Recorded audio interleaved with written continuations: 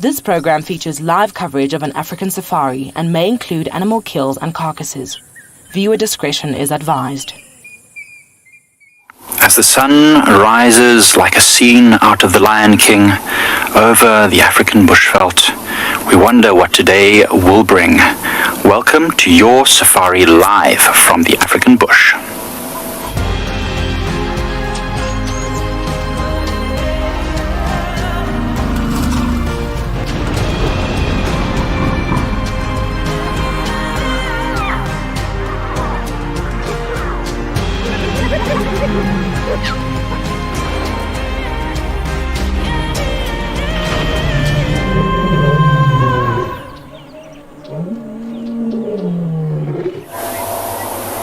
Look at this wonderful sunrise illuminating these picturesque leadwood tree branches as it rises on its relentless march into the sky. I can't wait to see what today brings. It's going to be an absolutely gorgeous day, I think. Absolutely gorgeous. And you are joining me. I'm Mike. Behind the camera is Seb, and you're joining us here at Eco Training's Pridelands Conservancy. We can't wait to see what we find. We're actually heading our way towards the western boundary to see if we can follow up on a giraffe that was killed yesterday by a male lion, and there was some hyenas in the area as well. It was a young giraffe baby, so we're going to go and see if we can find the remains. But for the meantime, we're just enjoying this. We were just driving along, and Seb said, "Mike, we have to show them this." And I agree. I mean, look at that. A lot of dust and haze in the air is creating this beautiful orange glow in the sky. I mean, it doesn't get much better than that. As we wait to see what today brings. I love watching how the heat haze off the sky, you can see the ripples on the side of the sun. The other day we even were able to see a sunspot, a dark patch on the sun, which allowed us to understand how it affects patterns in South Africa and around the world actually, which is pretty amazing. It's not something that you get to see too often. I love how it illuminates those branches. It gives the sun an incredible sense of size. Good morning everybody, and a warm welcome to and Beyond Phinda Private Game Reserve, where this morning we've come across this elephant bull who you wouldn't be able to tell from the picture, but is up right on top of a koppie. We are in his path. So if he does decide to carry on along this path back down towards a couple of other elephant bulls off to our right hand side, we will obviously make way for him. But he's quite happy browsing there this morning. Massive tusks. You see that very distinctive little hole in his left ear as the sun, or as that light sort of catches it when he flares his ears open. But have a look at that set of tusks that he's carrying. Very, very impressive tusks, those. Not sure if we'll be able to see, but quite an interesting to do with them is to look for, on either left or right tusk, what they call a grass notch. This particular elephant bull is massive. I'm going to have to give him a little bit of space. So I'm going to reverse slightly, just because I think he's got intentions of coming down and feeding this morning, which we will happily do for him because of his large size. But there are, like I was saying, out of picture, a couple more elephant bulls, but he's chosen a very interesting spot to feed this morning. I'm going to stop just here, and we'll carry on watching. I know he's a bit obscured now by the branches, but he'll probably carry on slowly feeding. Off to our right hand side, you can start to see the sun, or at least the bit of light coming through. but he's still tucked away in the shadow of this mountain, and it is magic morning here. Not a breath of wind for now, at least, unlike the last couple of mornings that we've had. Few clouds off to the far west, but beautiful vistas and a lovely view that this elephant has chosen this morning to have his breakfast as he slowly ambles his way down the mountain. I can't see any of his friends at the moment, but I'm going to stick with him for now and see if he joins up with the rest.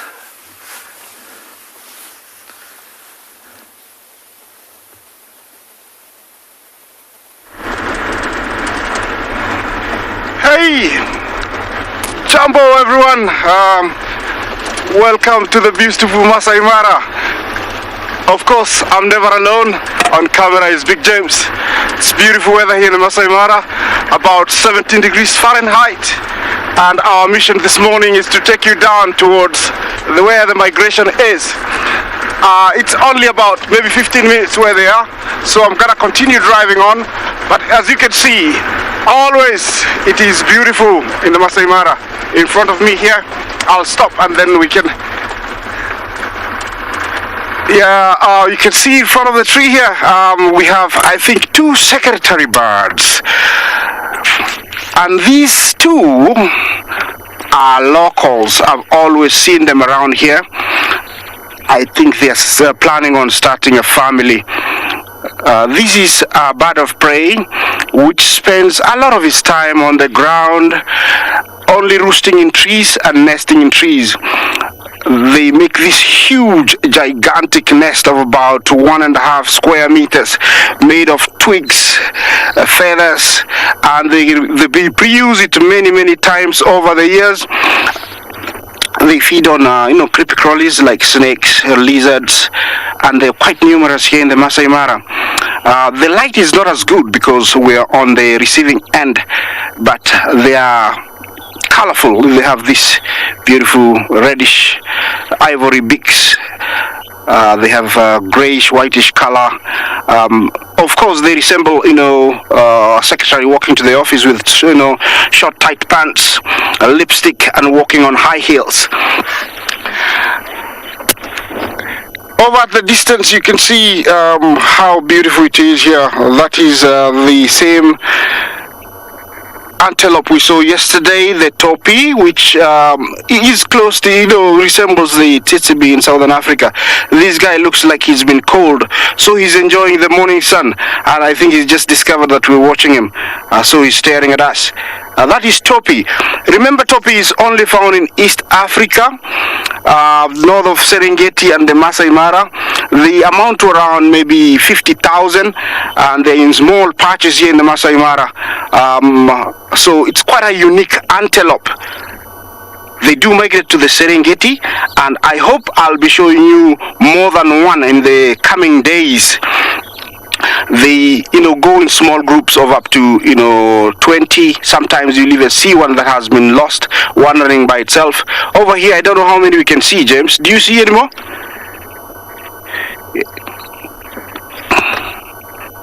I don't think there's any more. Yeah, I think he was all alone. Anyway, I'm gonna drive on so I can get to where the migration is, and so I can give you a taste of how it feels. So enjoy the drive.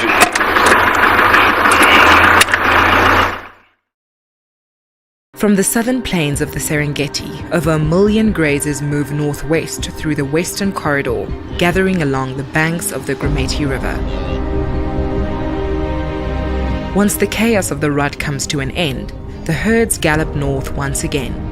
In time, more than 2 million animals amount to feast on the abundance the Mara has to offer. But the reward of the red oat grass does not come easy. The zebra vanguard is the first on the banks, taking the plunge into the treacherous Mara River in order to reach the untouched long grass plains on the other side. Not only must they face the turbulent waters, but also the crocodiles, gliding through the rapids in anticipation.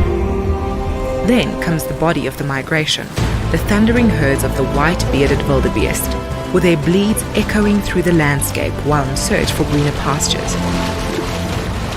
Hunger, So too are the lions of the Mara, who patrol the banks of the river. The risks are known, but the herds are determined. All must make the leap. Some will fall, but for the survivors, the lush greenery that awaits is bountiful. And then, as is nature's way, it comes the time to cross the river again as they continue to follow the life-giving storms and nourishing plains.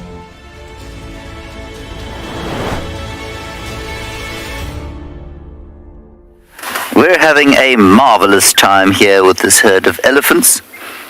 They are just heading up towards the north. They're eating sticks and enjoying grass and leaves and having a general play. Please remember to talk to us. You can do that using the hashtag CGTN Digital, otherwise the hashtag Wild Earth on Twitter, or the chat streams of whatever stream you're watching.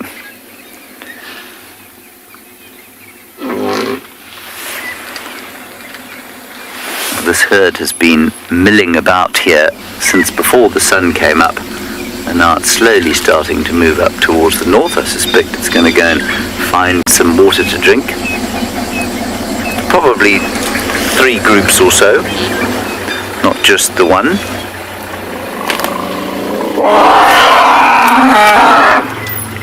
I'm just going to quickly move around because there's one. No, let's stay where we are.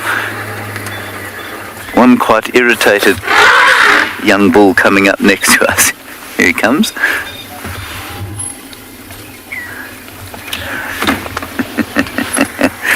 He got left behind the rest of the herd. And now he's irritated. He's blaming human beings in the area for his woes. This is very typical of any kind of teenage mammal, I suppose. Just like a sort of petulant teenage boy.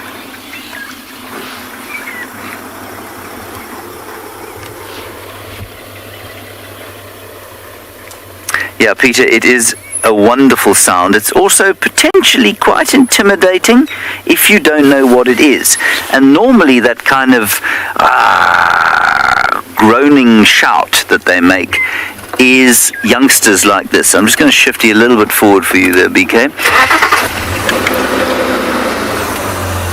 And it can sound utterly terrifying if you don't realize that it's youngsters who are having a tantrum.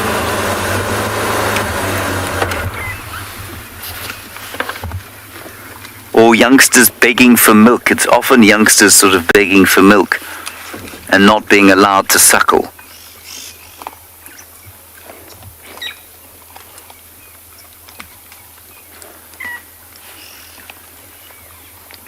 Whereas a really irritated bull, big bull or big cow will often be silent if he or she are going to attack.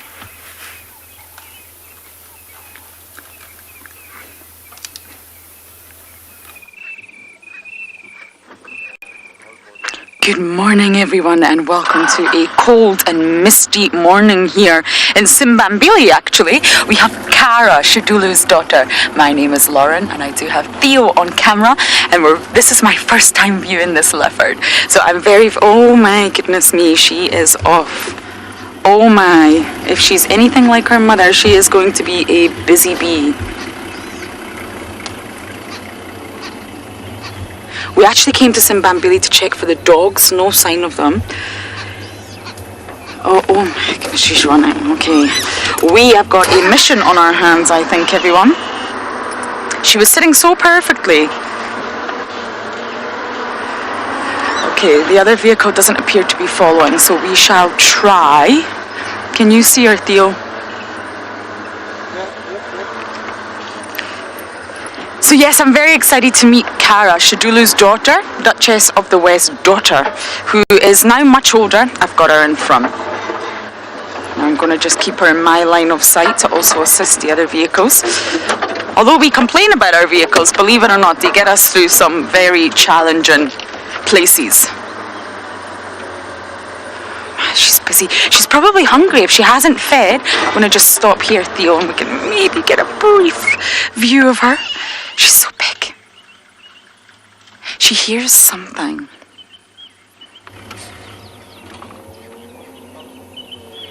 imagine if we got her hunting? Wouldn't that be incredible? Now, Kara is the only offspring of Shidulu. There was a male in that litter too, but sadly that got killed. And Kara has successfully been raised to independence. So although Shidulu and Kara are still seen interacting at some times, she's naturally gravitating towards independence and going to be a fierce leopardess of her own right. If she's slowed down, that's fantastic news.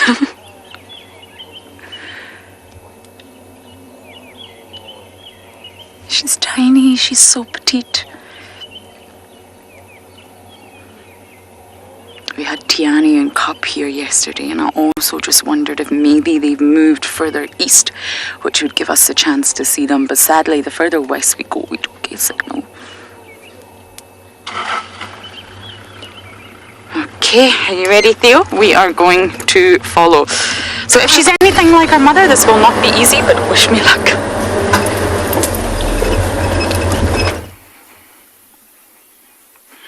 Good morning from and beyond Ngala, and welcome to the Timbavati riverbed.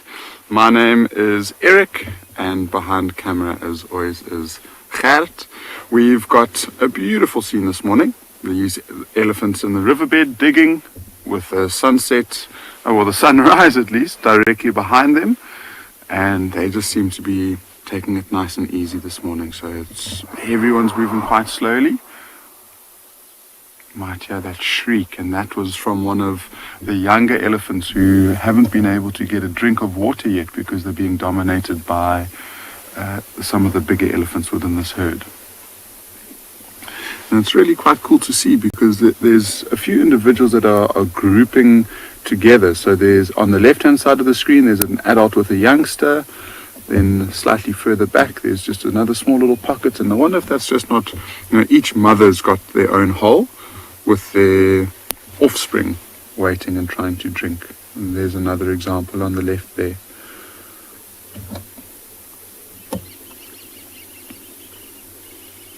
It's quite interesting. This one in the foreground doesn't have any tusks, which is a bit unusual for an elephant at this age. And now with this slightly older one appearing from the background, we might hear another shriek. It's tentatively approaching. You might just hear the older elephant giving it a warning. So Tanash, that's such a cool sound.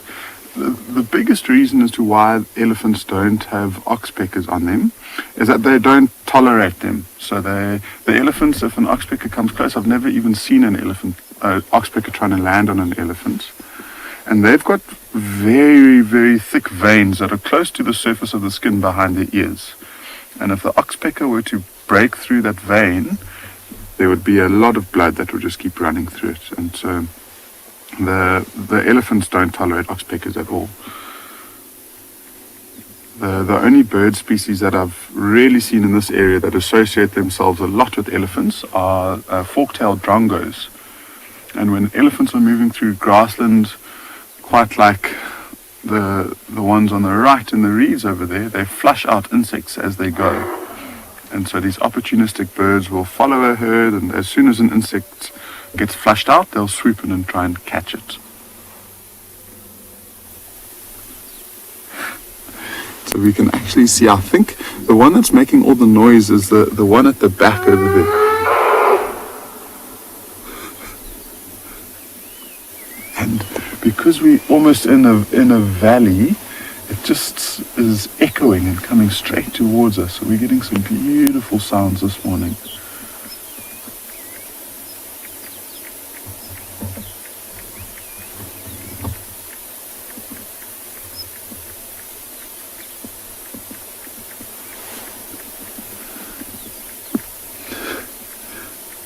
So it looks like, see how it's moving forward and going straight behind the mother's front right leg, almost like it's wanting to suckle and have something to drink from the mother instead of drinking from the hole, and that might be what's irritating the mother.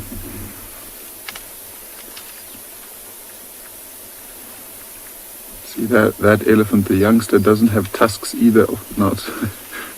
But that just goes to show how deep that hole is. And look, as that elephant exhales, you might even be able to see the steam coming out of its trunk. And this peaceful scene is not likely to last.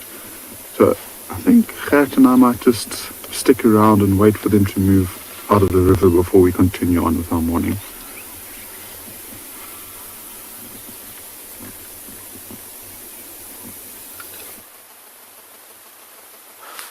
Welcome back everybody to And Beyond Pinda, where as you can see just behind this elephant we've had to give him a little bit of space to make his way down the mountain, but where he is now is flat enough for him to carry on down.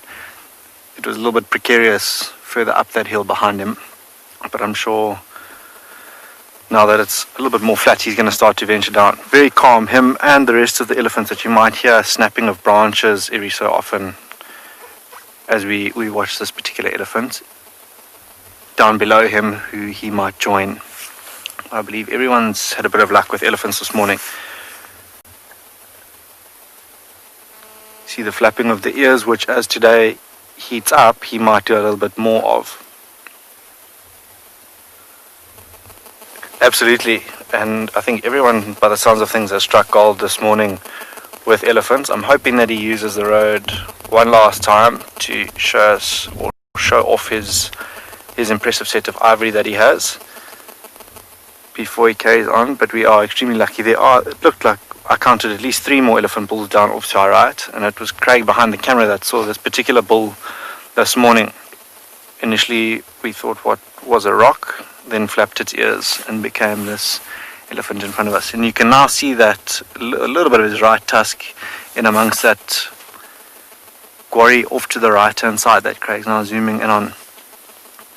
But yeah, really quite content this morning. He hasn't stopped feeding since we found him, and neither has his friends down off to the side. Linda, this particular bull I think is one of the biggest on this reserve, and he's got a very impressive set of tusks. They are massive. I was trying to see earlier when he was facing us if on either one of them he had a grass notch, but I didn't manage to see that, sadly. But they are really impressive, and it's quite nice how they flay out, very sort of symmetrical. Let's see if he doesn't decide to show us his face here, Linda, to see that impressive set of tusks. There we go. Now he's showing off, but you can see that trunk of his down below pointing up, just sniffing. The air is on our back, or the wind's blowing from us to him, so I think he's just trying to gauge all the different colognes and things like that coming from us this morning, resting his trunk a bit. I think it's been hard at work. You might just be able to see on that trunk all that greenery where he's been stripping leaves and branches that have remained on his trunk. But just giving it a 5-minute break, you'll see how every so often he rests his legs like he is at the back there, that back right leg of his, as we sometimes do when we stand up. But yeah, that trunk always busy, and busy sniffing at the moment. But amazing now how he isn't silhouetted against the light at the back, how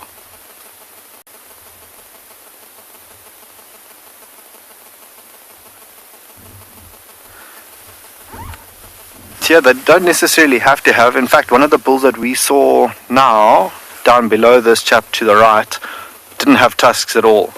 But for things like elephant bulls, it's a way of establishing dominance. I'm not sure if you've seen elephants fight, but they'll actually run and clash those tusks together, and every so often it might break on that grass notch that we spoke of, or they might just break higher up. So it is their defense mechanism. Places like Botswana, where prides of lions have adapted to taking down things like elephants, they have to use them to protect themselves as well. But I'm not sure if you heard that snap in the background. Almost sounded like a gunshot, but that's those elephants breaking trees. Those are just their defense mechanisms against one another and other predators.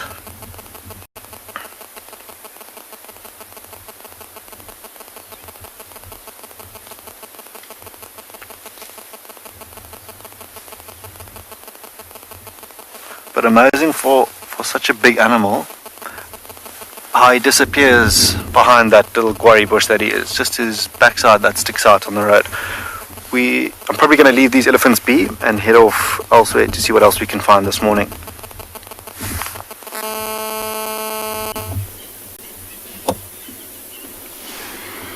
So these two elephants are the last of the herd that are drinking in the river. The rest of them have slowly started moving onto the bank. They drank at exactly the same time there.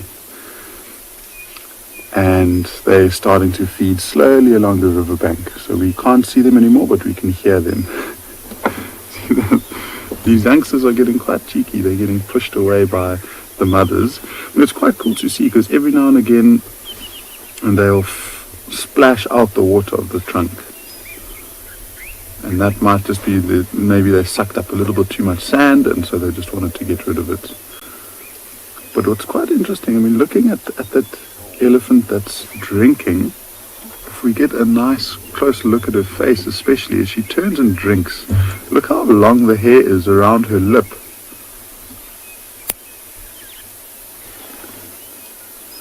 I don't know if I've seen hair that long around the lip on an elephant before.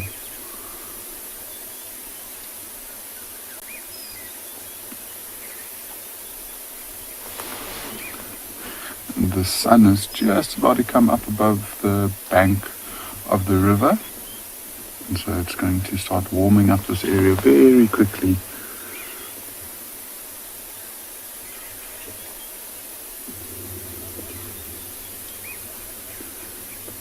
It's in a beautiful part of the riverbed, because we've just got these nice tall, almost cliffs to the left hand side of us. So it makes it very picturesque.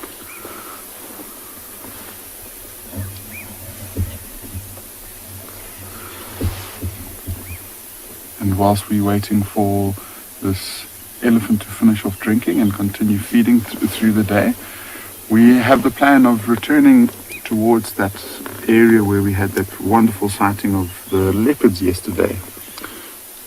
If you weren't watching, the leopard managed to hoist an impala carcass in the area, and so there's a very good chance that that young male will still be around, and potentially even the other leopard that he stole the carcass from.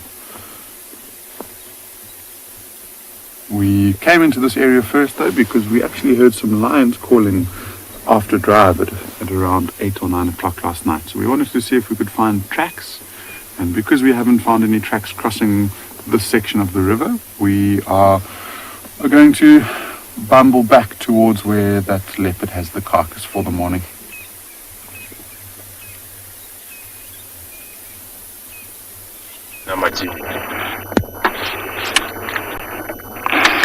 Okay, welcome back. Look at what I just found. Well, elephants are always amazing, but here is one animal that we've been waiting for quite a while. The white-bearded gnu, and here they are. You can tell that all their heads are facing north. So these guys might have arrived last night because they were not here, and they are in their thousands. These guys migrate from southern Serengeti and make it to the Mara in about 3 months. And so maybe I had seen these guys, early this year when I was in Serengeti. And they have, all eaten all the grass down there, and so they're happily eating fresh grass here. As you can see how busy they are. This is what we call the head, which usually is the first few thousands, and then we get the body, which is more thousands, and then the tail, which is just a trickle of a few. They will be staying with us here in the Mara for the next about 2.5 months. That little guy you see there with the sharp horns, his head is down. Yes, this is just but a few. We'll be showing you more in the coming days. If you scan all the way to the escarpment, you will see there is more. We'll be sweeping left and you will see that. See, that's the line that was walking earlier, but they stopped.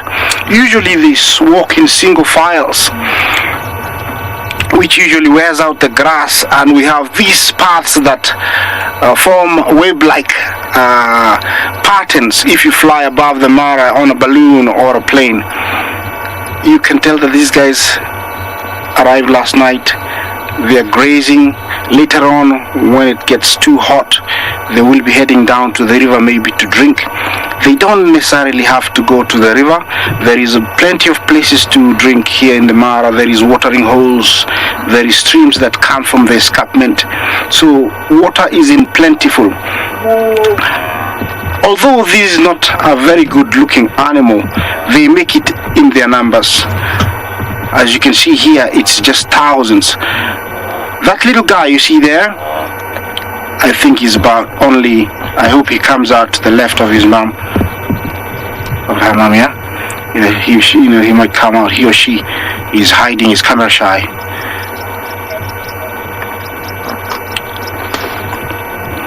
Okay, I think the wildebeest are here, and I'm gonna see what they're doing. I'm gonna stick here a little bit longer.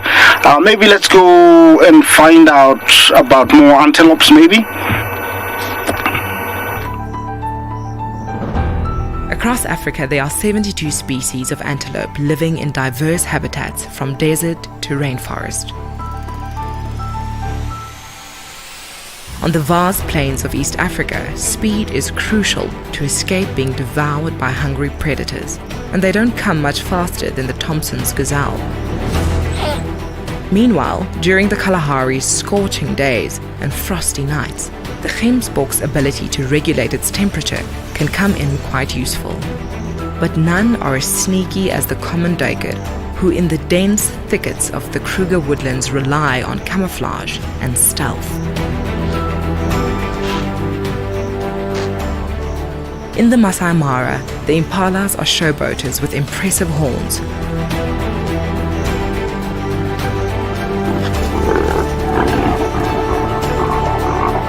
While in the Kruger, the impala are smaller, but their density is far greater.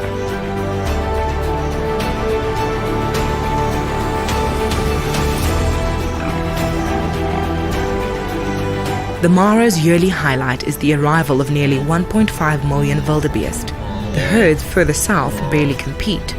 But it's not all about numbers, as the intimacy of a wildebeest birth in the Kruger woodlands is sublime.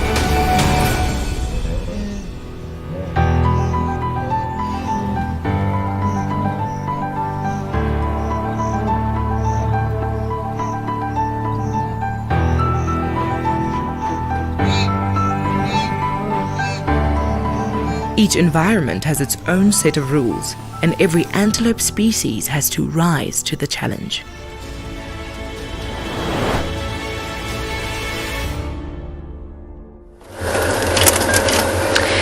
Our little leopard is very busy, not yet hunting antelope, but I imagine that's exactly what she's going to do.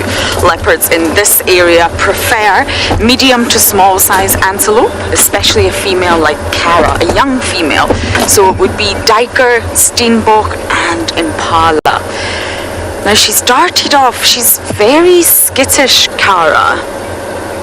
Or at least this morning she is. I haven't spent enough time with her to talk about how she normally is.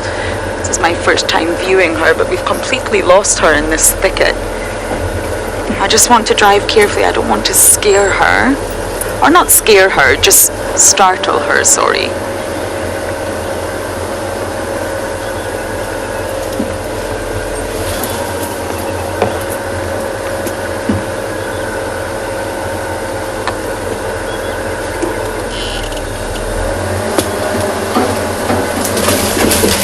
So we've lost our little leopard. We're deep in a dense thicket here.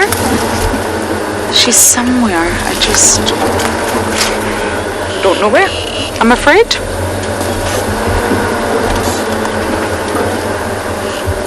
I'm just going very, very slowly. We've got the sun in our eyes and it's quite thick here. So I'm going to do my very, very best to locate our mini duchess.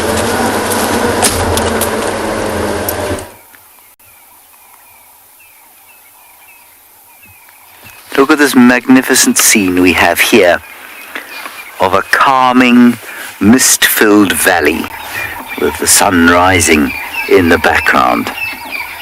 Now we've stopped here to have a listen to see if we can hear any alarm calling animals. Perhaps the call of a wild dog looking for the rest of the pack. The sawing of a leopard. But right now all I can hear is the beauty of the dawn chorus.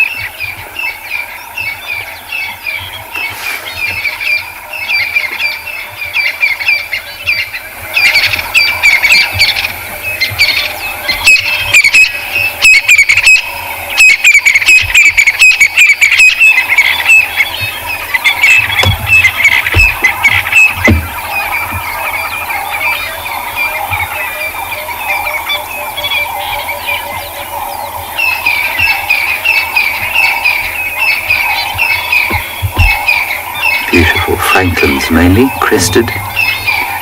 One or two koki francolins calling.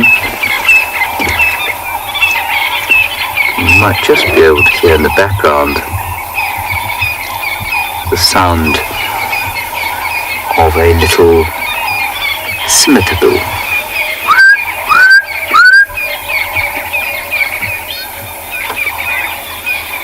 Now, BK, if you bring the camera around, can you see the biggest dead tree in front of us? Yes. To the right of that is a termite mound, and every time I've come past here, I've looked on that termite mound and thought, I wish I could see a leopard sitting on that termite mound. And I've seen something on that termite mound, but it is not a leopard. You see there? There you are, you've got it there. Now, center frame. It's an antelope of some sort that has climbed up onto the termite mound to have a rest.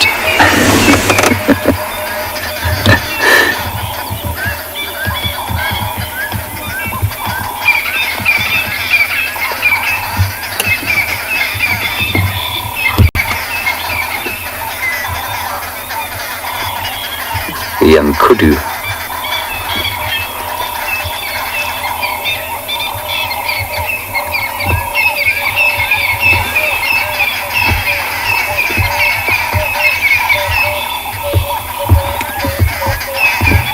A very exuberant, noisy dawn chorus today. Stunning. Made all the more so by the mist. It sure is, Flark. Nature is just bursting with life right now.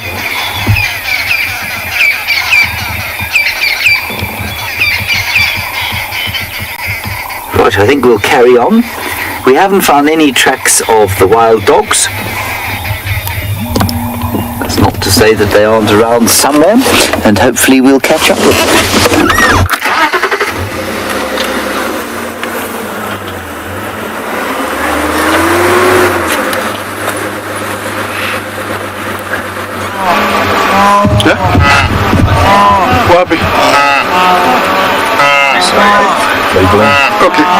Okay. Yeah, over here we have lots of little guys. You see they have sharp horns. These are only about 3-4 months old, and they're doing their first annual migration. When they arrive here, sometimes it's times to be weaned, because while being chased or crossing the river, they will lose their mothers, and so they'll start surviving at very early stages. All the ones I see here looks like they have their mothers with them. If I go shut for like 5 seconds, you'll hear the noises they make.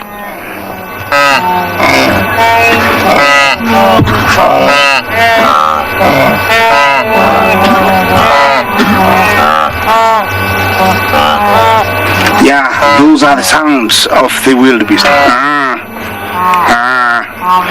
That is a male. You can tell by his behavior. He runs with head raised up. looking for those females that are coming into season. Remember, when they feed on this highly nutritious grass, females come into season and a lot of mating will happen here. By the time they arrive in southern Serengeti, it will be time to give birth. You will see males getting excited every now and then, and sometimes batting their heads to win a position to be able to have a chance to mate with most females. Around me here is tens of thousands.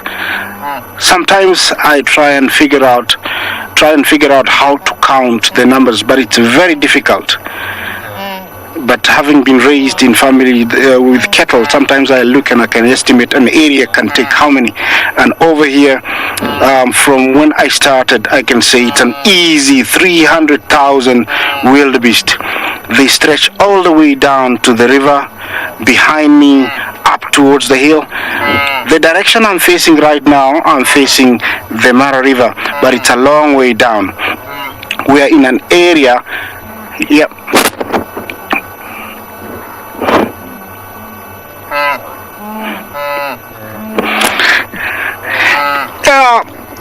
It's almost about, I would give about 18 give and take if they all survive, because the gestation period is around 7-8 months, and if they survive they live about 18 years. So by the time they die they would have given birth to around 18 give or take. But survival rate still matters a lot, because most of them don't make it in the first few weeks when they given birth in southern Serengeti. So maybe of those 18, maybe about 10 will make it to adult.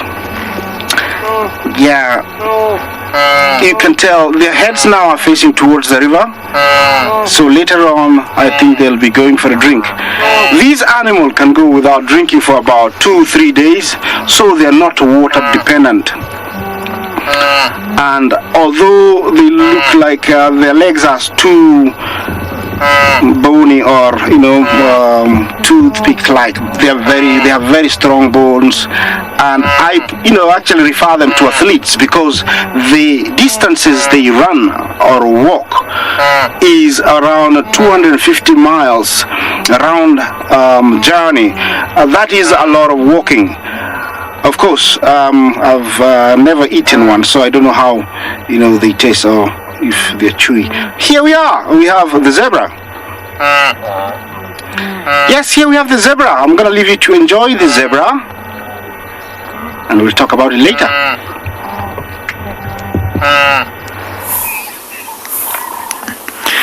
So we're on our way to the area where where someone had the male lion yesterday, and we've come across this herd of impala, and we just thought the light is so nice with the sun backlighting them that we'd stop for a moment. It also gives us a chance to just listen to the bush and know what else might be around here. We're looking for tracks and signs of the lions or hyenas, and also looking at these antelope to see if they look particularly stressed or nervous, that maybe they've seen a predator recently. These impalas look alert, but not particularly worried. They have to be alert at all times because they are basically on the menu of every large predator. But they don't look like they've seen one very recently. It's not to say that they haven't seen one. Maybe they have seen one and it just didn't look like it was hungry.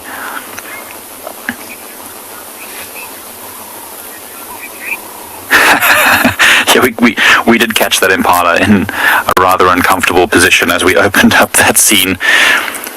But, action shots, very important.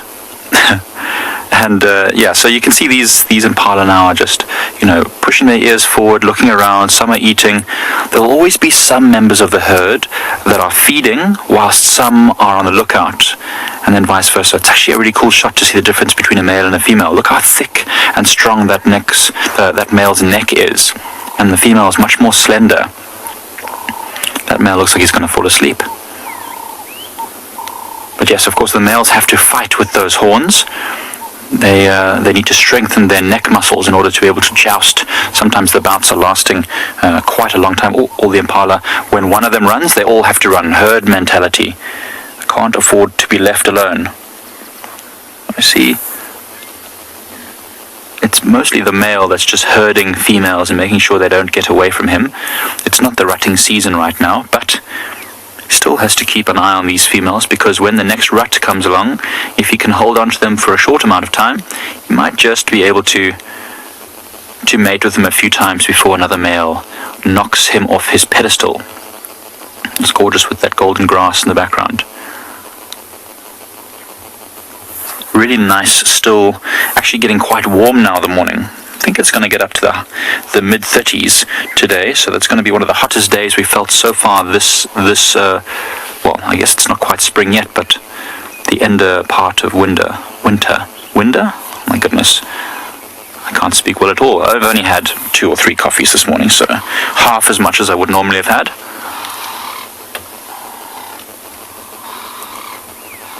See how they stop in their feed every now and again. They're actually heading down towards a drainage line, which we just drove through, which might actually have some fairly good vegetation.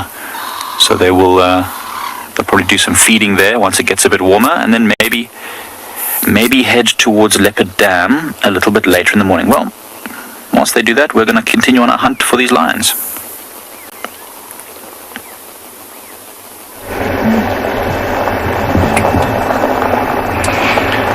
Yeah, we're still here with our beautiful wildebeest. I turned the vehicle around and they already walked about 100 meters from where I was. Over there, those are a few zebra, the butchels or the common zebra. They usually come together, and I think those got separated, or they're quite late, because usually the zebras are far ahead, but you always find them, a few mixed up with the wildebeest. You can tell these guys are very restless. They are moving up and down, so they're actually not going to settle here. These are dangerous grounds because the grass is high, very easy for large predators like lions, leopards to stalk them. So they'll have to continue moving.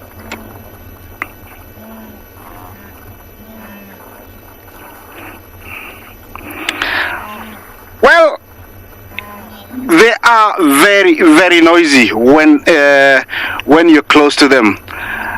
I've had experiences where I've thought to myself, why can they not be quiet? Because predators will detect them. Yes, of course, they are very noisy, day and night.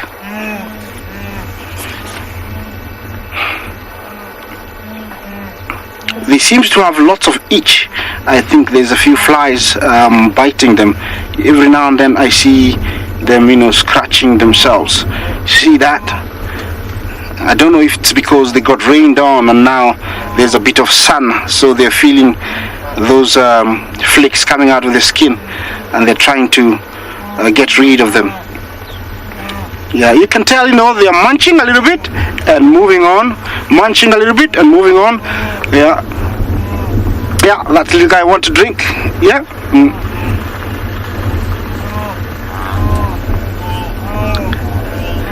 Theo, thank you for your question. I don't know if I got it right, but you say how far is the sound can be heard? Well, of course, I think if you're downwind, you will hear them more, even if they're about 500 meters. Over here, I'm about 100 feet all around me, and we can hear them.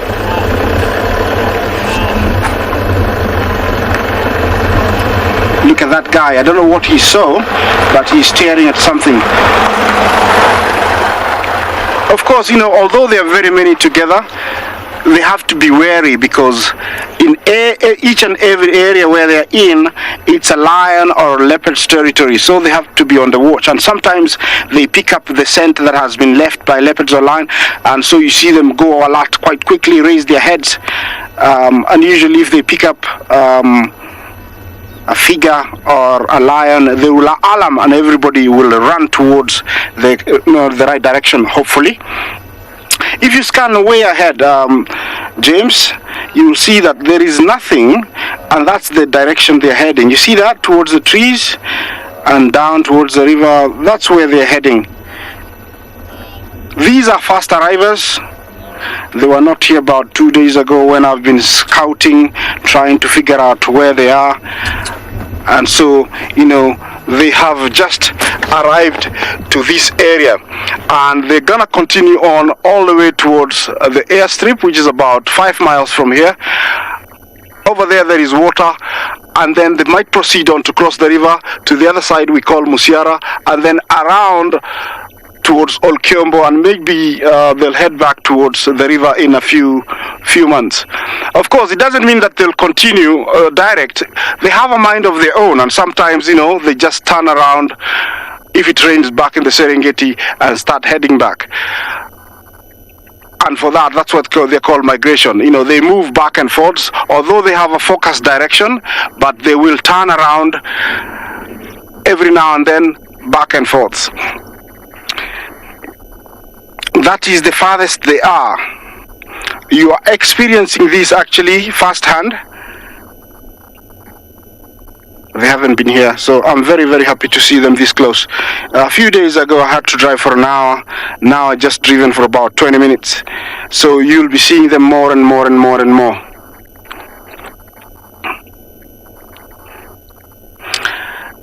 I'm gonna change positions from here and head towards a bigger herd that I've just seen. Yeah, there's a herd that I've seen down this way to my right. I'm gonna head there, so I'm gonna leave you to enjoy this view, and then I'm gonna proceed on.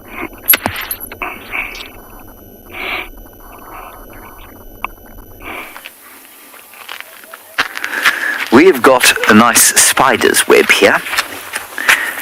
And while we look at it, we're also listening out for sounds of the wild dogs, because we found some tracks. They were heading into this area. I think they were from very early this morning, however, and those dogs move a long way in a very short space of time. Now, on a morning like today, when there was a lot of mist, what you'll find is that just about every single tree, as the sun comes up, is covered in these gossamer orbs and nets and funnels and all sorts of different kinds of webs from spiders. And there are literally millions of them all over the bushes here, and we just don't see them unless their webs are covered in mist, as they are today. This is a massive example of the tropical tent web spider, and the spider itself, the owner of this amazing home, is underneath the pile of leaves in the middle of the web. And I can see him from here, or probably her, in fact almost certainly her, but I don't think you can. She's only about 1 centimetre long, like so, but that's pretty big for a tropical tent web spider. So we're going to continue down towards the south. We're facing due south now, and we're going to hopefully pick up some further tracks of that pack of hounds. It's an amazing web, isn't it? Right, let's carry on down. So I think what happened was those dogs were resting on this road last night.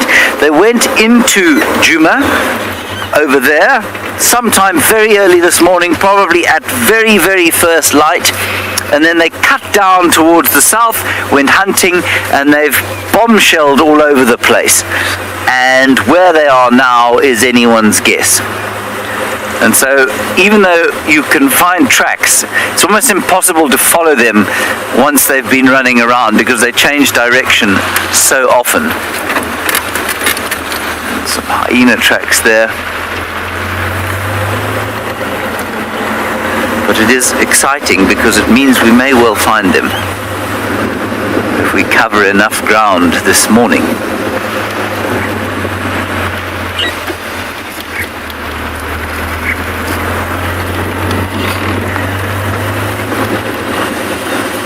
No more signs of elephants, so I think all of them have gone off towards the north.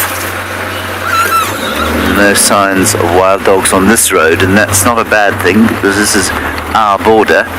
The wild dogs could have gone off towards the right, but we don't want that. I'll just have a quick look at the dove on the road there. Please don't fly away, Mr. Dove.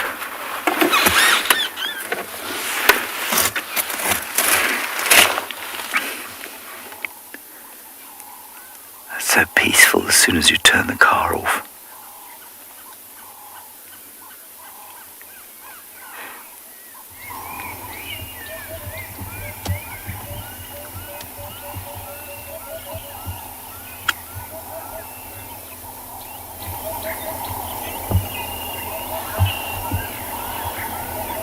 Goes bloop, bloop.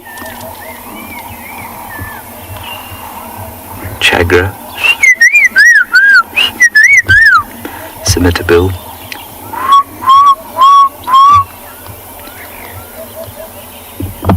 hoopoes.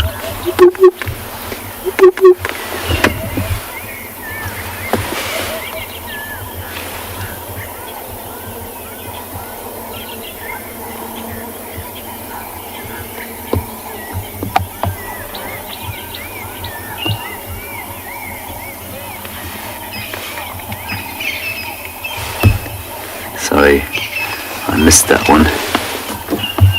Let's carry on down the road. Ah yes, Ruth, you're absolutely right. The dove is the bird of peace. Although many birds out here are birds of peace, really. They all make me feel peaceful. Even the vultures, not traditionally known as peaceful birds.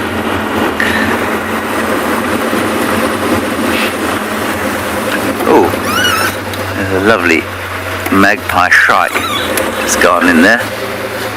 I think we'll carry on though.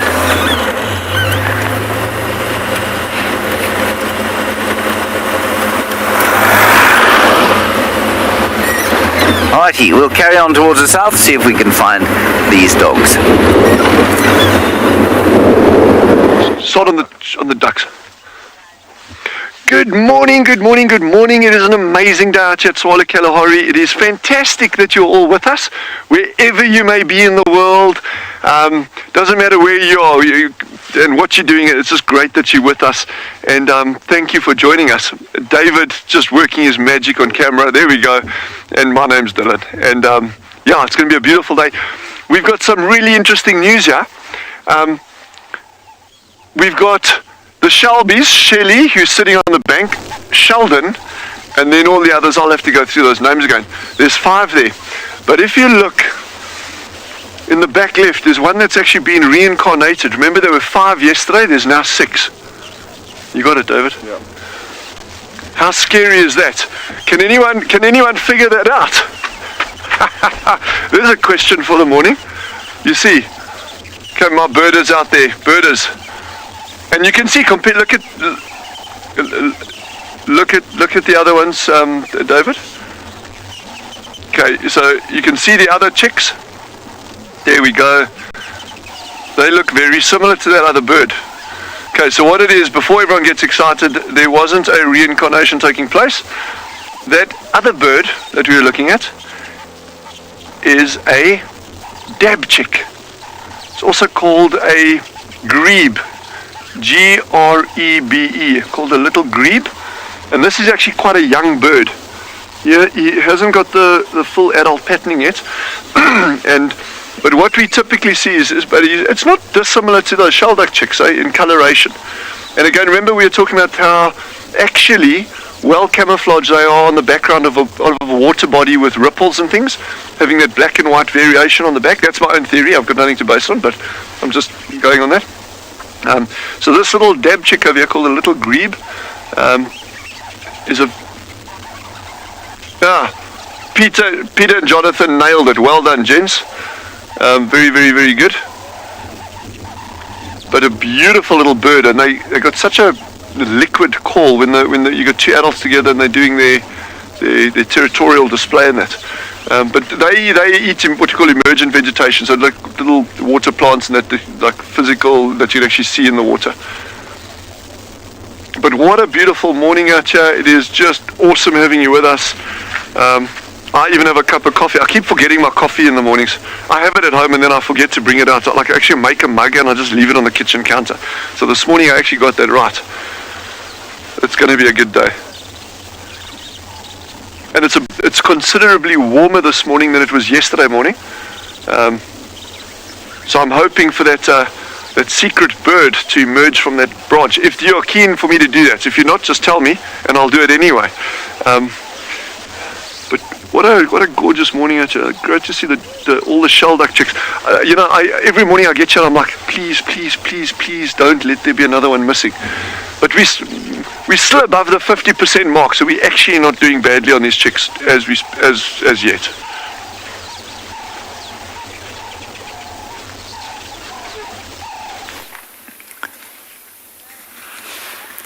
Here we have got a herd of elephants on our southern boundary. They are not being chased by wild dogs. You wouldn't really expect them to be chased by wild dogs though. But they would alert us if they had seen wild dogs, because they'd make loud trumpeting noises.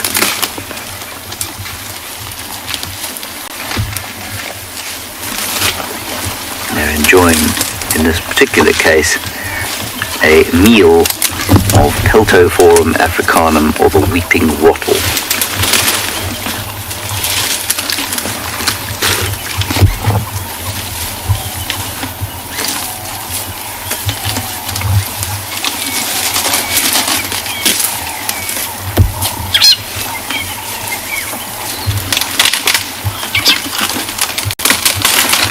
Lots of wood being eaten this morning.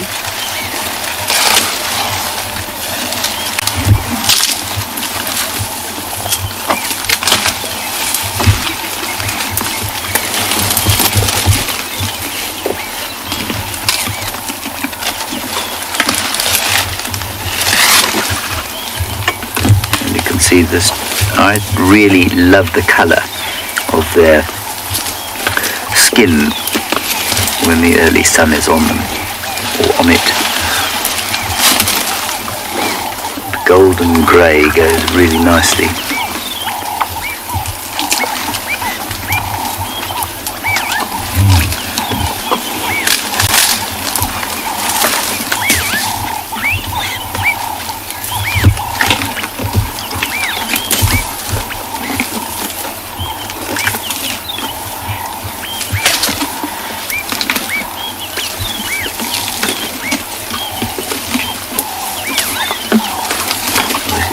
To me also, when this stage of the morning comes, there's a change in the atmosphere. The early morning tends to be fairly frenetic. I'm rushing out to try and find tracks of things, follow up on them, and then it slowly warms, so everything calms down to the atmosphere that you can feel now.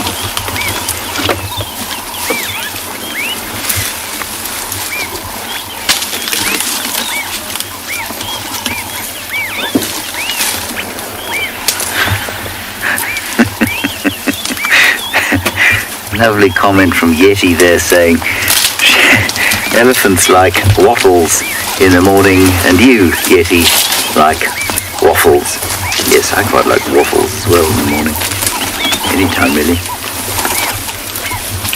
Hi. Morning, young man.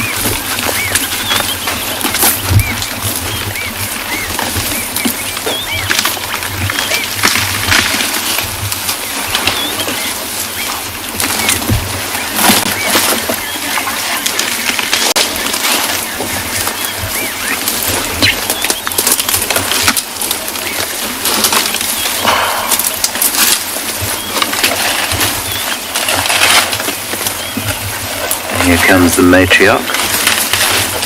See, she's a much older cow than all the others here.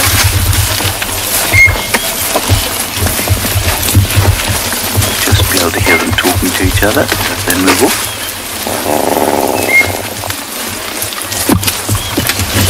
Don't want to move the car right now because they are directly behind us. So please excuse the sight of the antenna.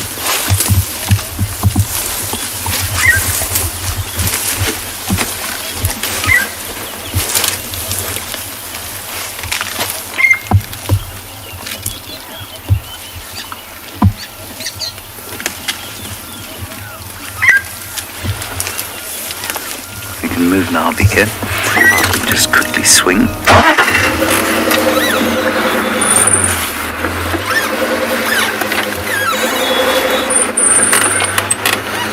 There we go. So you can see now from her disposition why I didn't move when she was close by. She'd been slightly alarmed by our movement. Not badly, not to the extent that she's about to attack or run away. She's just keeping an eye on us.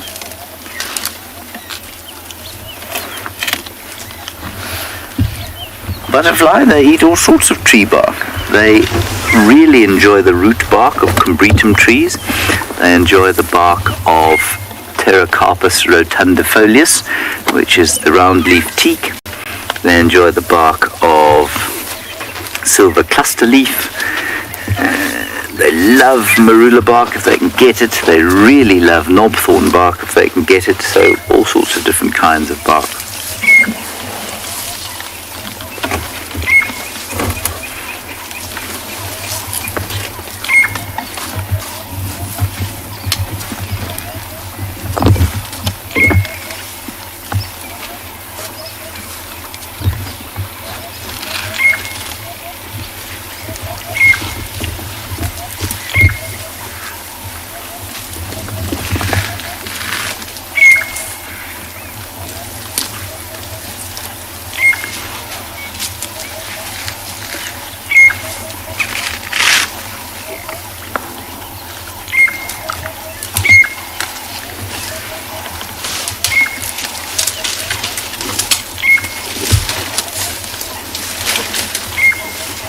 The little one.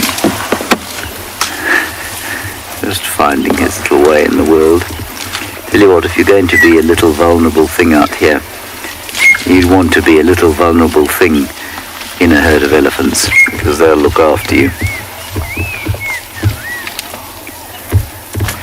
I suppose all creatures out here start off life small and vulnerable, and some really don't have the same protection offered to them that elephants do.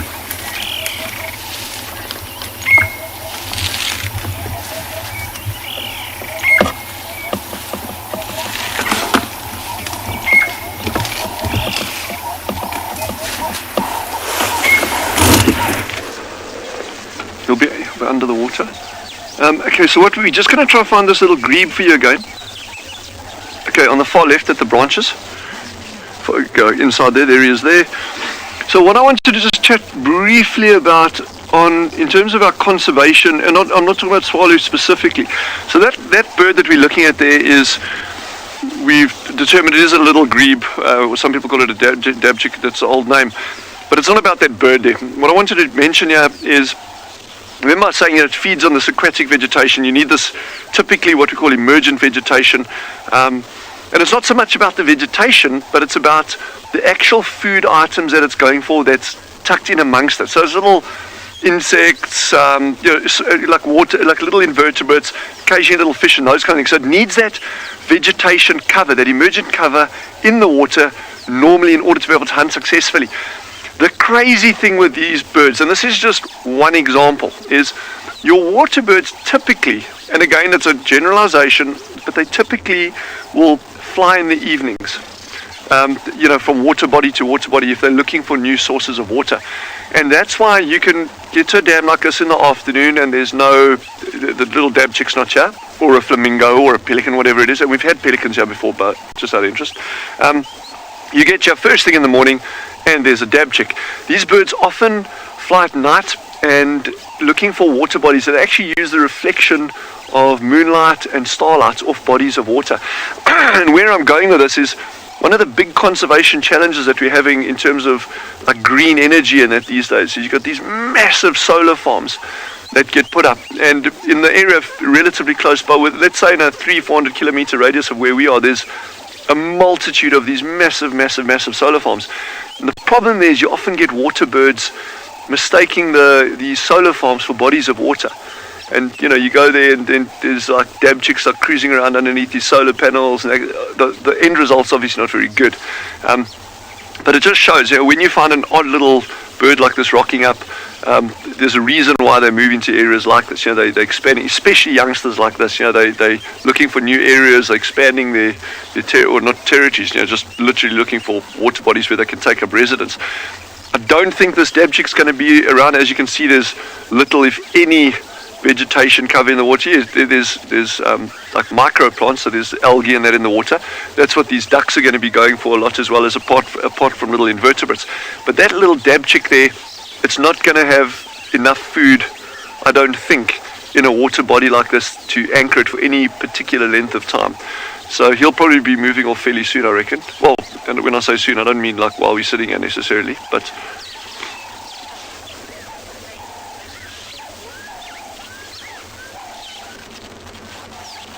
Emma has asked, do these pans only fill with water at these water holes? How does it...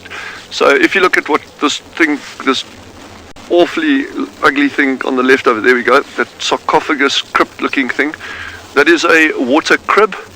So we actually pump water into there from a solar panel, a submersible pump down a borehole.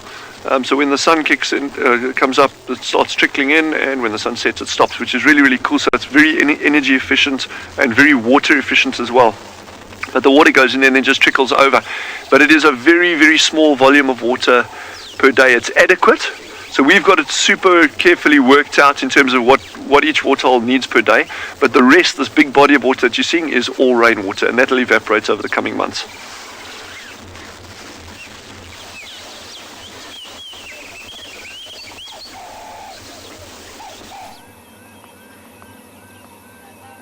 We're having the coolest little sighting. Look, it's got... No! That was a red-billed kicked out by the yellow-billed. Amazing. Naughty. And you know why? The red-billed must have caught about 6 insects. I think this termite mound is swarming with something. I can't see what. And this yellow-billed has swooped in because it's slightly larger and kicked the red-billed out.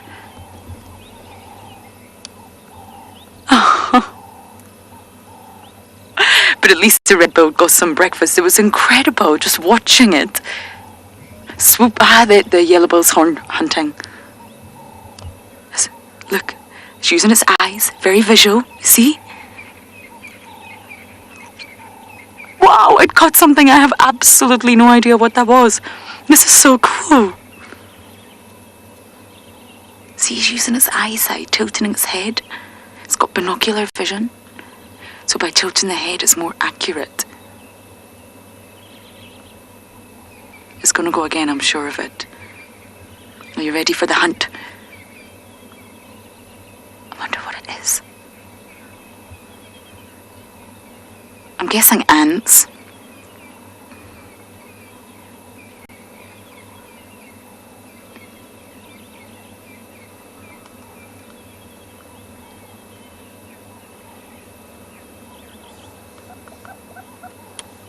No, any station interested, that is... Did you hear that call?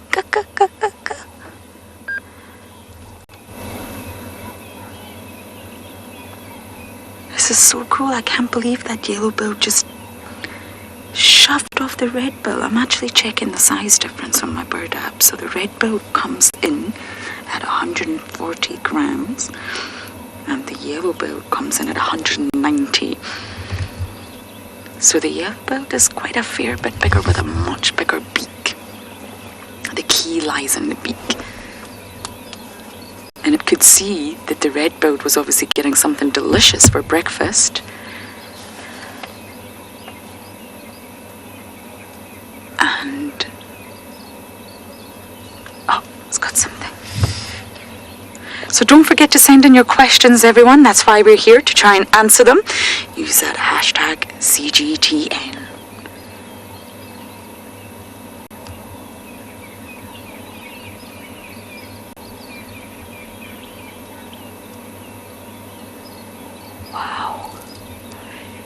see quickly down the gullet because the insect's still alive, it's still moving. So for a bird like the hornbills, they've got to throw the insects to the back of their throat quickly before they lose them.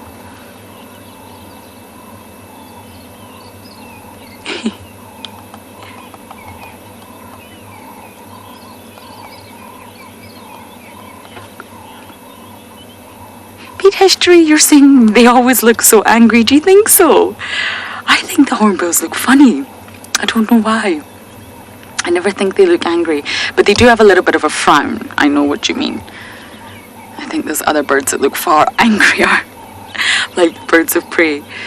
But I think it's because the hornbills are everywhere in our camp. I cannot even begin to tell you how many times they wake me up. For some reason, they love to tap the glass on the doors of my glass doors.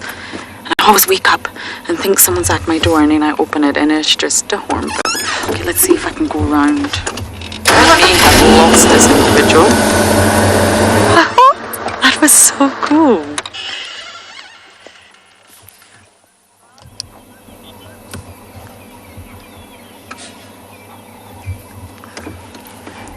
Sorry, Kirst, one more time. Your comms are breaking up there.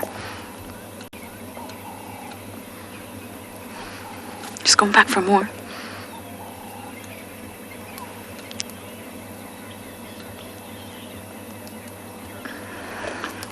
Margaret, you're asking, do hornbills hunt by sight? Mainly, yes.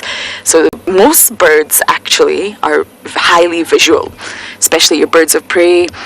And this hornbill here knows exactly where to go for the insect. So he can hear, but this individual is using his eyes. You see that? He's on the right place. He knows there's food here. He can definitely probably hear it. And he saw the red-billed eating. So he's came to the right place and using his keen eyesight, which is very precise. If you think about a small ant in comparison to the size of this bird and how fast that ant will be moving, you've got to have pretty sharp eyesight in order to get an accurate catch. Or you're going to dive down with that big beak of yours and you're going to completely miss the ant. So they rely heavily, Margaret, on their eyesight. Wow, it was such a wonderful sighting. Now, just to update you, we lost Cara, everyone. She's very skittish, and they actually limit the sightings with her to 2 vehicles for that reason. So once she started to really go through the block, I decided I don't want to disturb her. So I pulled out, and we're now back on Juma.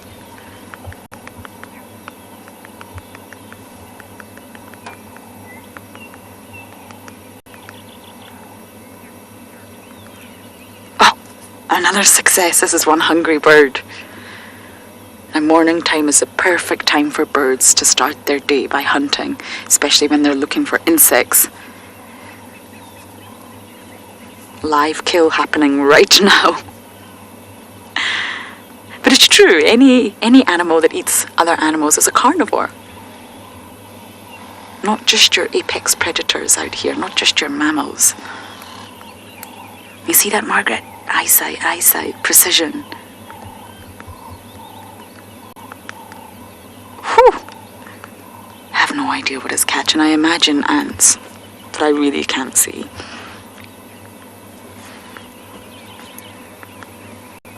Both the red-billed hornbill and the yellow-billed hornbill are they have similar diets, and it's predominantly insects. But the yellow-billed is known to be quite ambitious and also eats small geckos and lizards and even frogs.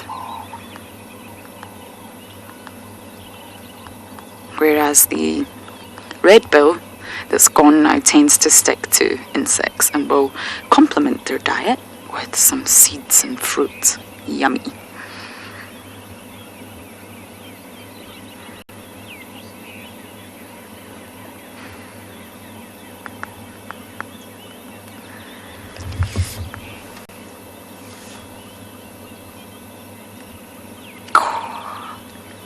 So that yellow beak can go far.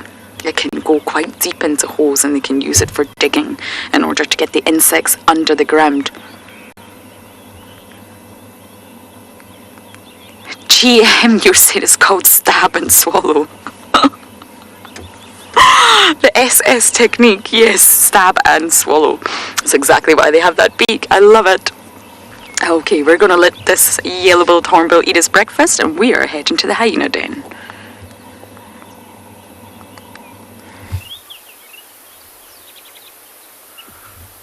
Welcome back, everybody, to Beyond Panda, where we've stumbled across this white rhino bull who was getting a little bit of shelter in a bit of a thicket quite close to a watering hole, and you can see above his left eye a little bit of a nick that we're zooming in on there. On the right side is even worse. In fact, a little bit more of a gash on that side, just above his eye. There were one or two red-billed oxpeckers on him earlier, irritating him, but he was, I think we disturbed him in his quiet spot. In a bit of a turn of events, the winds picked up quite significantly here,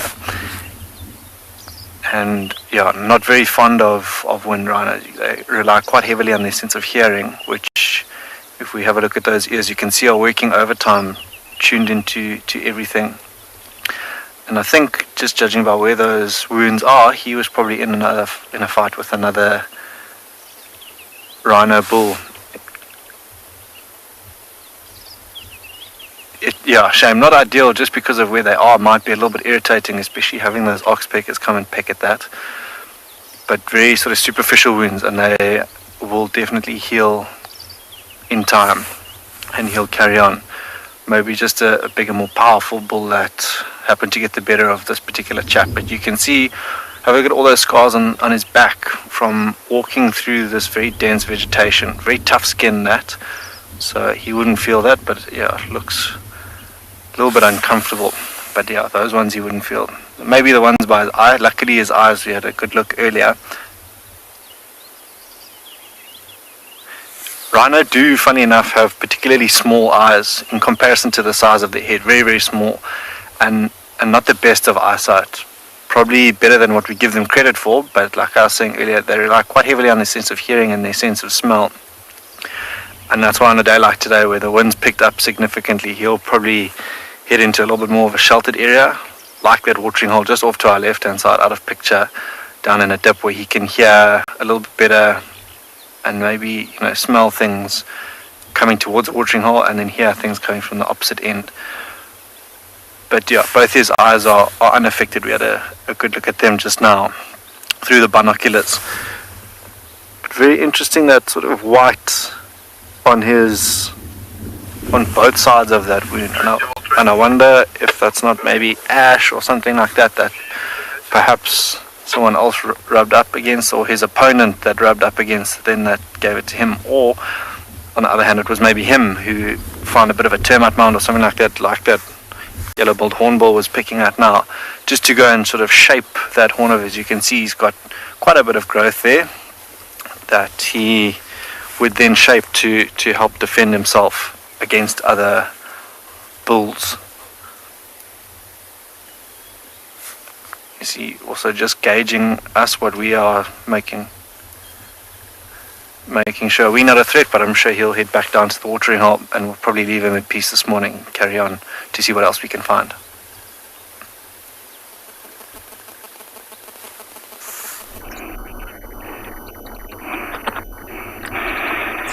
Well, rhinos will always be amazing, and they're always nice to see. Welcome back to the Mara. We're in the Masai Mara, the beautiful Masai Mara. Remember, if you want to talk to us, #WildEarth. This is CGTN Digital Safari, and look what we found.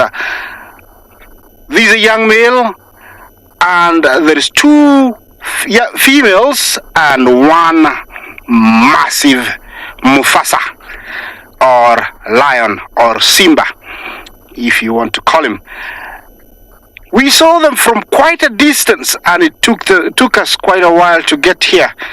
You can see the camouflage. If you're looking from a distance, the color contrast between the grass and them is just almost the same. So you have to know what you're looking for. I'm very, very lucky to have found them from a distance. They have a carcass, and guess what it is? It's the biggest buffet of the year. Another wildebeest. Well, I feel sorry for the wildebeest, but the lions have to leave. Sometimes, you think they're cruel, but there's nothing else for them to do but to eat meat, and it has to be something of the wild. Well, although lions do kill the wildebeest, come again? I didn't hear that question. Sorry.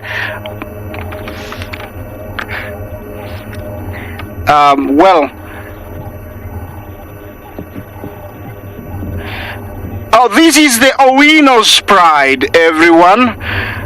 This young male here, he must have been one of the scruffy young males we saw last year, February, but he's looking fantastic now. You can tell the male is getting bigger. This male is one of I think he's a new one to me. I'm still looking at him. He's got a notch on his nose, so I think I know him.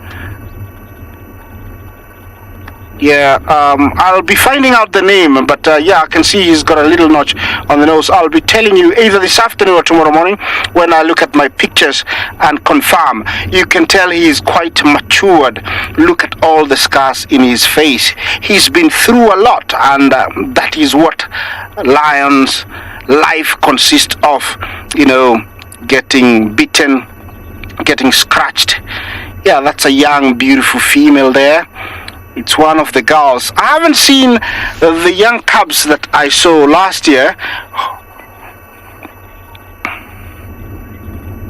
Yeah, so I haven't seen the cubs yet, but hopefully we'll see them that I saw last year. Let's see more lions and rhino interaction. Black rhino are well known for their short tempers, while young cats for their curiosity. With every encounter comes an opportunity for young lions to be taught a new lesson, but sometimes it is by a slightly more hostile teacher.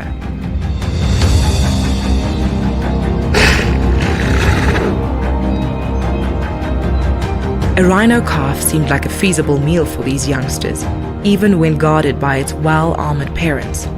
This was a chance for the lions to work on their stealth, maneuvering through the long grass without being caught out. However, black rhinos' good hearing and keen sense of smell make up for their poor eyesight, and with the change in the wind, the scent of lions set the rhino bull off. Elephants are also not ones for fun and games when lion can be smelt in the grass. Unable to find the well-camouflaged cats, the defensive mothers redirect their annoyance at the substantially smaller but steadfast rhino bull. The bull stood his ground and the mothers finally retreated. An unexpected turn of events for the day's lesson. Considering the commotion, all three families continued on unscathed. The elephants annoyed, the rhino bull admired, and the three young lions, hopefully, just a little bit wiser.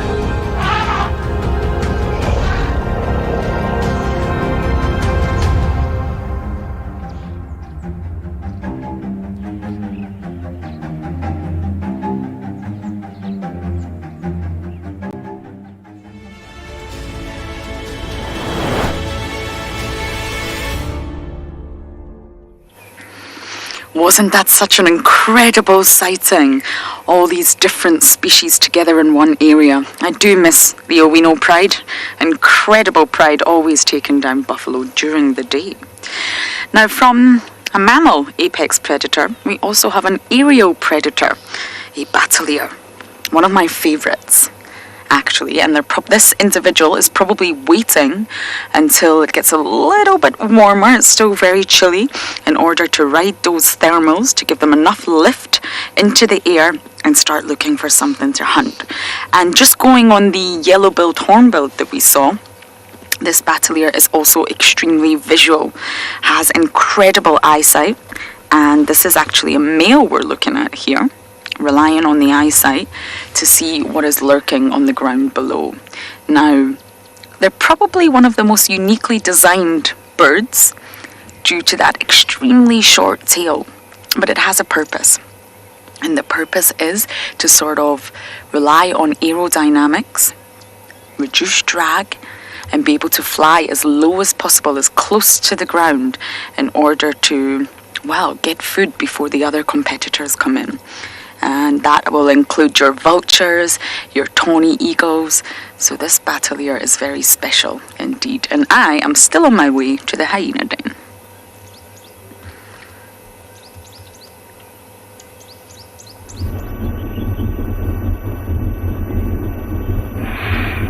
Yeah, the reason why lions are always interesting is they are a sign of dominance, sign of supremacy. Look at that young female, she's eaten too much. Look at that. Oh, yeah, I miss you. That's sort of the behavior they portray, strengthening their bonds, applying each other's scent so they smell the same and so they can recognize each other. I think she was the first one to eat, and she has eaten quite a lot. Yeah, she's got a notch on her left ear. You see that? That is another sign that I'll be looking for when I look at my lion pictures, to be able to tell you who she is. Now it's cleanup time. Yeah, licking their front legs in apart and then rubbing their noses hard onto the skin, removes all that blood that has been applied while they're feeding. Very much like a cut. That tongue is so rough, it would peel a human skin off if they were to lick you. It's like sandpaper number 6. So you don't want to be licked by a lion.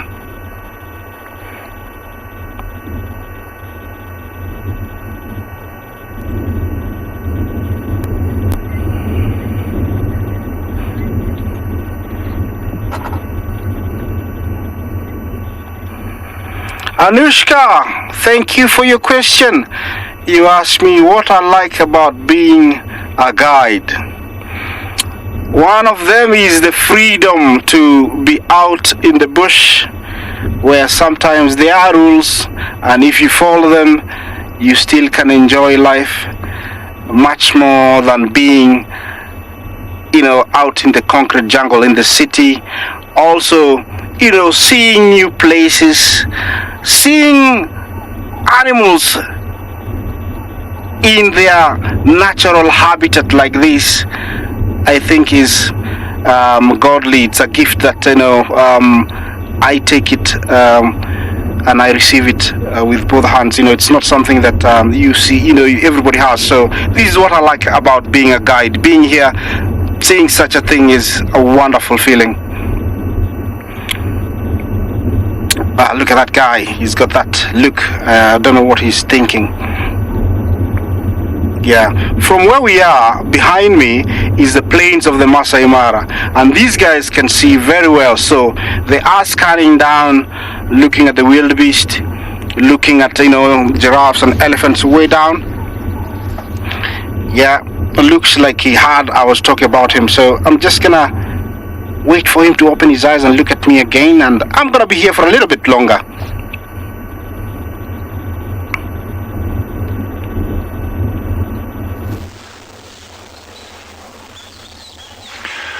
So here we are at our infamous tree that we sat at yesterday morning, to no avail, I might add. But I'm thinking we are also going to, I think I might not stick with this tree. This creature, this animal, this gorgeous little thing is still inside you 100%. But I'm going to drop another clue for you, is that it's still quite, well, it's not that cold this morning. Remember I said it's a little bit warmer than yesterday, but there's a breeze pushing in from the south, quite a cold breeze, and for that reason I don't think it's going to be coming out soon. And so I'll wait for a slightly warmer day and then we'll do this again. And therein lies the clue here. So you can figure it out if you really feel like picking your brains at it.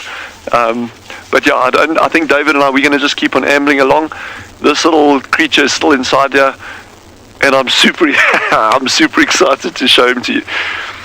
But I don't think it's going to be massively productive if we do that this morning. They haven't located the rockstar meerkats, so don't panic. We are going to move, so we will not stay at a tree. And no, I haven't eaten any dodgy mushrooms, I promise you. And the fact that I'm going to be moving on now would plead in my favor for my sanity, trust me. So I think let's keep moving. Maybe we can pick up something like... A wee moose has guessed the lizard. Perhaps you're right. Perhaps you're not right. But let's leave it at that. So I think we'll let's move on and we'll return to this tree on a slightly warmer day.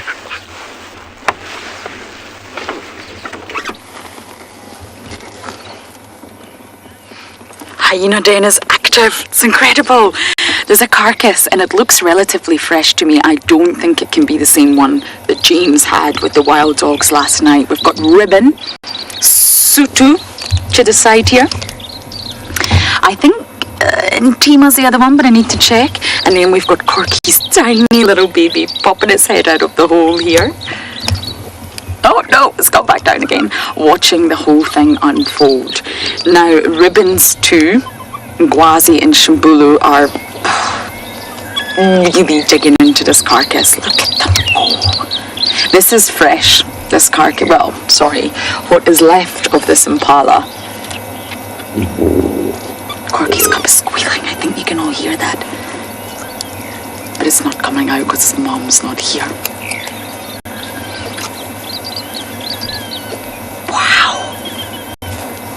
This impala is relatively fresh. I wonder where it's came from. It is so good to arrive and have an active hyena again, and look at Ribbon's belly. My goodness, that is fit to burst.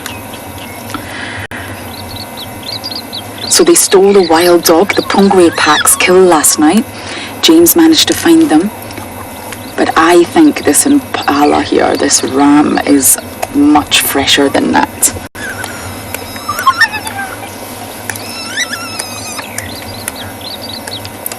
This is the first time I've seen this pair, these twins, really dig into meat. I've seen them nibble before, but nothing like this. This is my first time.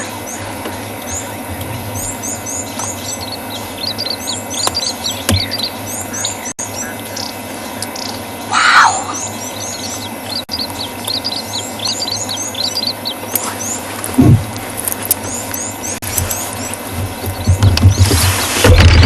I have no idea what's happened with this impala, but I believe so, yes. I think the adults have just brought it back to the den for everyone to feed. Oh. Ribbon's going to steal the whole thing. And yes, they will bring food back for the cubs, although the cubs are very much still in milk as well. It's now time for them to get used to having meat. Get their tummies ready, their immune systems ready. The noises. So I think they will have carried this back. I think they will have got this impala somehow. Did they take it down themselves? Possibly. They can hunt. Did they scavenge? Possibly. They do scavenge. Is it from a leopard? Is it from wild dogs? I don't know.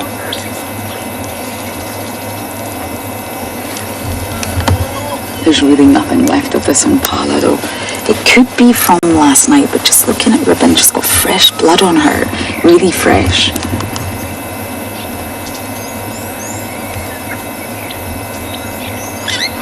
Hyenas need to eat a lot and they're highly opportunistic. So if an opportunity presents itself, they will really gorge themselves and keep eating until they are quite literally fit to burst.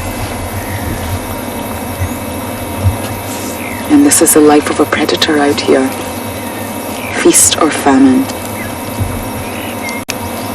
I can't believe these little cubs. Not so little anymore.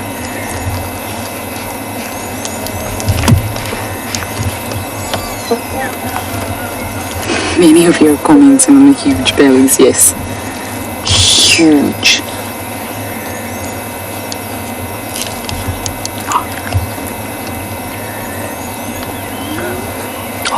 goodness, we've got a whole herd of zebra walking past us up the side. That's what they're looking at.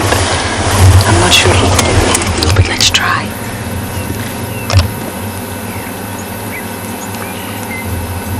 Completely unfazed. A dazzle of zebra walking past the hyena tank.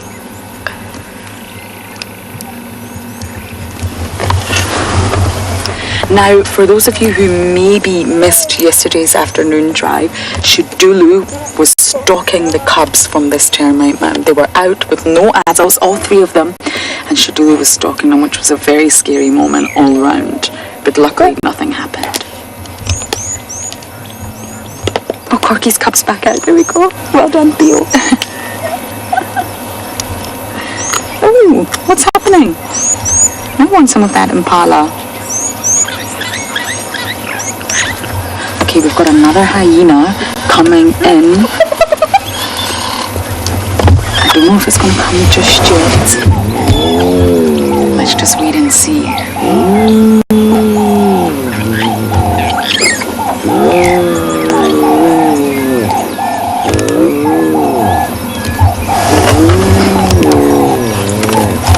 Greeting ceremony. We've got a greeting ceremony happening.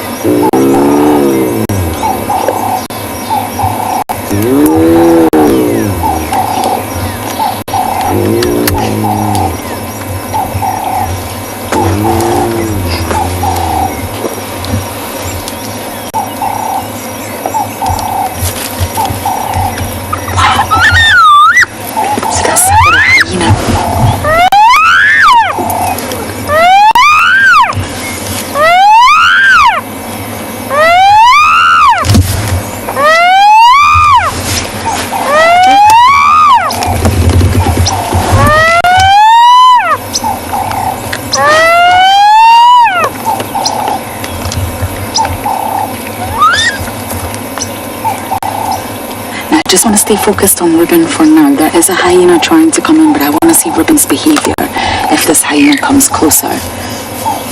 Ribbon's the matriarch, of course.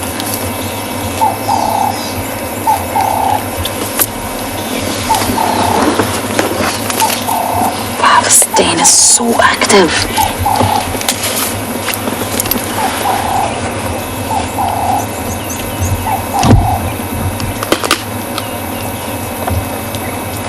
Okay, this other hyena's getting quite close.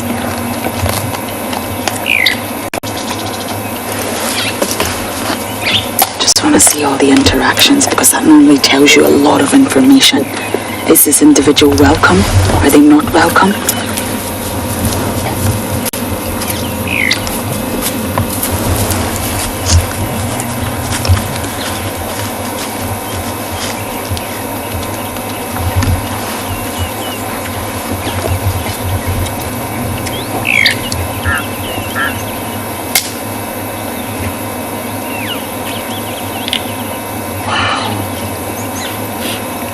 Crunching through the horns, trying to snap the horns.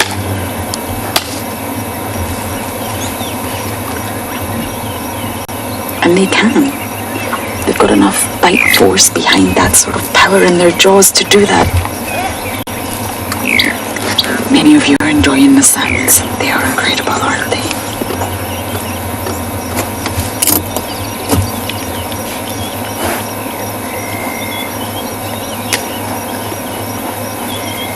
Hyenas are extremely vocal.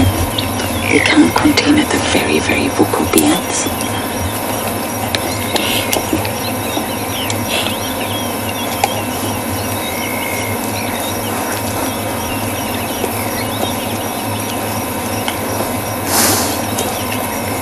They have one of the strongest bite forces of all mammals.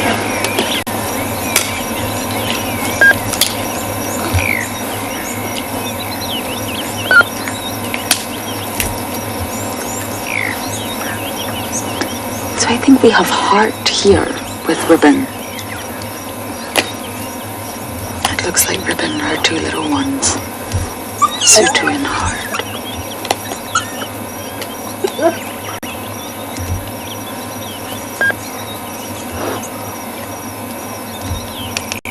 Now, although the full bellies really don't look pleasant, it could be days and days again before they get food.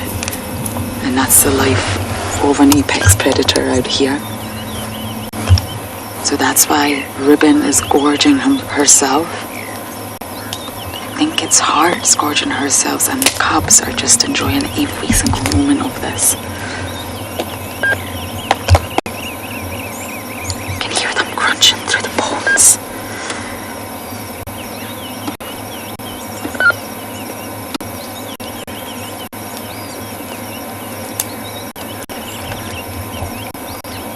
Hyenas are known to eat bones, swallow the bones, crunch them. Their digestive systems can handle it, and it means that they produce incredibly calcium-rich milk, which is why they're able to suckle their young for so long.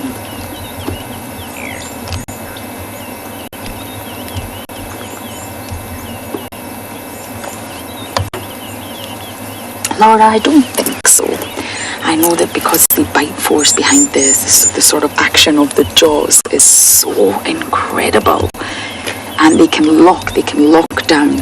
I've never heard of a hyena snapping a tooth, but they can chip them, of course, and as they get older, the teeth do start to wear and tear. And that, just like Tandy, she's an apex predator, but you'll see that one of her sort of lower teeth is chipped. That's another reason you can age an animal, by looking at the condition of their teeth. They'll also go very, very yellow. But as for breaking a tooth, I've never heard that happen, but I guess it could if they misjudge.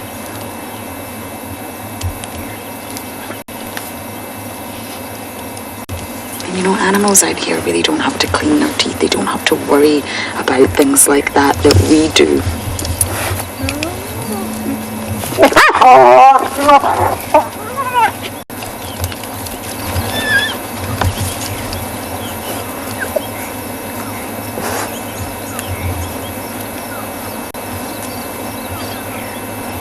There was a little bit of aggression there. Competition.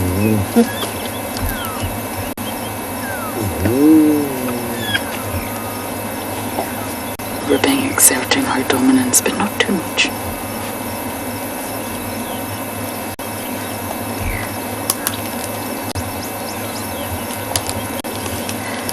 Okay, we're gonna sit here and watch all the drama unfold with the hyena den.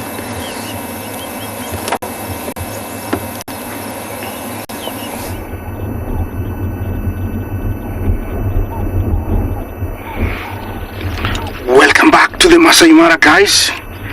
My lions have decided to move, maybe find a fresh spot with no carcass smell. Remember this, we're coming live to you from the beautiful Masai Mara, East Africa, Kenya. You can chat to us on hashtag CGTN Wild or hashtag Wild Earth. Interact with us, ask us questions, make it much more interesting. I don't know why they decided to move on, but they're quite a distance away now, the young male and two females. They're split a little bit. Sometimes this works when they leave a spot, stay at distances, and when something comes, one can chase it towards the other. I don't know the strategy here, because the male is heading off to the right. Maybe he's heading towards that big rock and that shade. I don't know if there is enough shade. I lost the other female. I don't know where she is. She could be ahead of that male. I don't know. But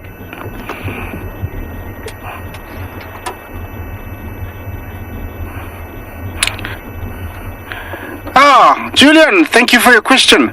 A lion is quite fast, but for very short bursts, up to around 100 meters, they can catch top speeds of up to 60 kilometers an hour.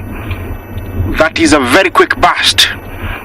They are not made for running. They're meant or built for strength, bringing down big stuff. Yes, I hope I've answered your question. Mufasa just stood up, or actually like just raised his head, and he's scanning his domain. I don't know what he heard.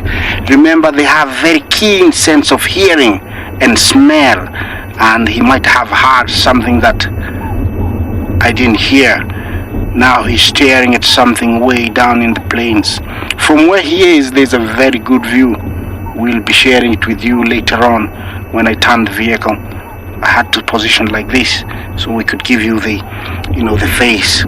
That man is mature, and this is he's at his prime. You can tell it's a mixture of blonde and black. I would give him a good 10 years. He's been through a lot. Yeah, this is a magnificent specimen. This is a lion that everybody who comes to the Masai Mara wants to see. There are very many, but sometimes very hard to come across, because once they've eaten, they will rest 18 to 20 hours. Yeah, for digestion to take place. Yes, see how fast he's panting? Let me try and count how many in a minute, and I'll come back to you.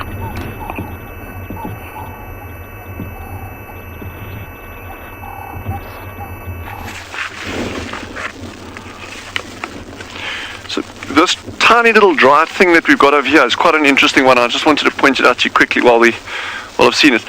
It's completely dead. It is dried out underneath. This is a dead one, but it's a very interesting little plant. There's the remnants of the shoots that's sticking out above, that would have been sticking out above ground. So this would all have been below ground. It's just this little part that would be above ground.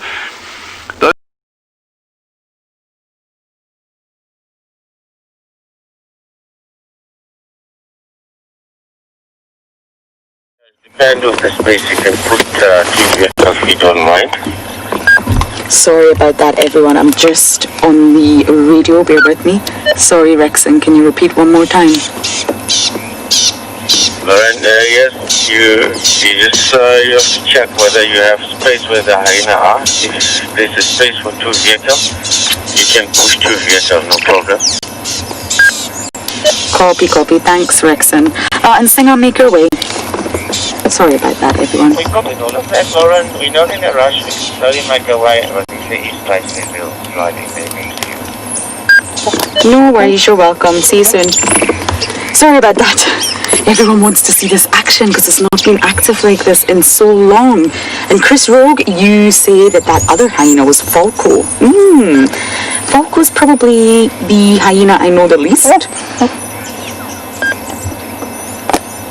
He's a male, he's an immigrant male, but new to the clan, so I don't imagine these females will welcome him too much. They prefer males that have shown loyalty and tenure over longer periods of time, like Saka. Now, there was an article on hyena milk, and it states that it's so rich, it's got a protein content of almost 15%, and a fat content of around 15%. So that's why, unlike your lions and your leopards, hyena cubs can actually go a long time before they actually have to feed. But it really depends on diet, and the hyenas here are said to scavenge a lot more than the likes of the Mara. There are differences between hyenas in different areas, so let's go and check out exactly what those differences are.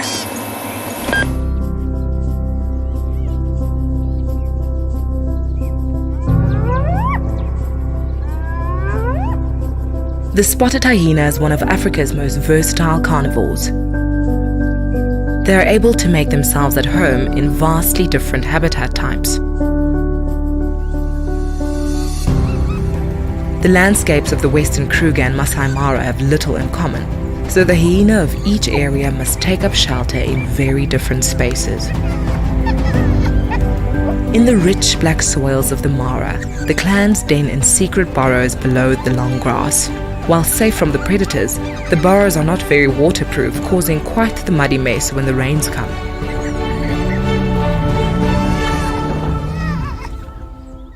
In the western Kruger, termite mounds rise out of the sandy soil. Once occupied by aardvark or warthog, they are the perfect shelter for vulnerable hyena cubs, hard as concrete and dry for the most part.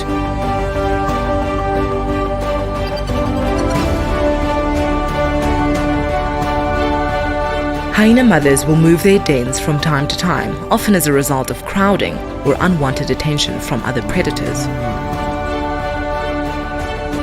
Subordinate females will feed away from the den, bringing food to their cubs in the form of milk, while dominant mothers and their cubs will monopolize any takeaway meals they can get their paws on.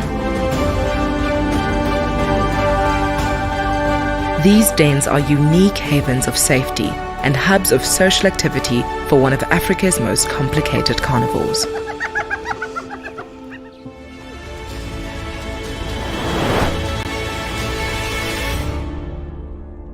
From an amazing hyena sighting. It's like my classic default though. We'll have a leopard and an elephant and I'll show you something tiny and dead normally. But anyway, the amazing thing about this little plant here is they grow literally this deep under the surface. That's the surface of the soil dish. We've got other species that are also bulbs, but they grow a lot deeper, like sometimes like a foot down. What on earth would be the difference for that? So there's a very, very, very good reason for that. This little thing is incredibly toxic. If you want to get like really ill, go munch this thing. But those ones that are hidden a lot deeper are normally super, super, super palatable, and that's their defense strategy. You know, if you've got a ton of toxins in you and you don't taste good, you can sit very, very comfortably on or just below the soil surface because you don't care if a porcupine digs you out because it's probably unlikely that it's going to do that. Whereas if you're very palatable, you want to be hidden as deep below the soil as reasonably possible. Obviously, I mean, you can't go down to some ridiculous depth because there's like limits to everything. But it's just amazing to see these strategies on the same kind of root structure. You get these bulbs, and one is like right on the soil surface, and the other one is really, really deep. But as we go into the growing season, and these start flowering, you'll see just how spectacular. I've got a picture, it's like a really dodgy picture. I don't mean the book is dodgy. For those of you who like the book, it's a really good book. It's this top one over here. Very, very pretty flowers. But like I say, super, super, super toxic.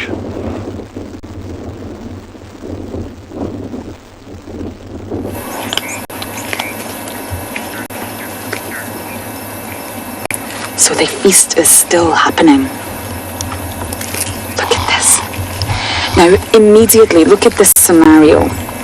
Ribbon is the one on the carcass. Ribbon is the one that's getting all the juicy, yummy parts. So if I wasn't aware that Ribbon was the matriarch, just by sitting here observing, you can almost already tell everyone is bowing down and responding to Ribbon. She's the one getting all the access to the yummy, delicious male impala.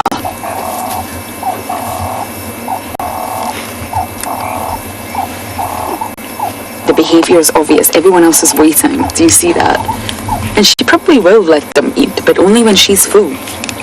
And that's why Ribbon has changed substantially since becoming the matriarch. Shamsi, I have no idea. I have never been inside this den, I'm afraid. No? Is Tswalu going to play with Cubby? Or just looking for shade? Shade. I really don't know. I imagine it extends quite far down, but I have never been inside, so I don't know. An old termite mound, and most likely was probably used by an aardvark or something like that. And they were the ones that dug it out to be quite deep, and then the hyenas have taken over and probably done a lot of refurbishment, shall we say.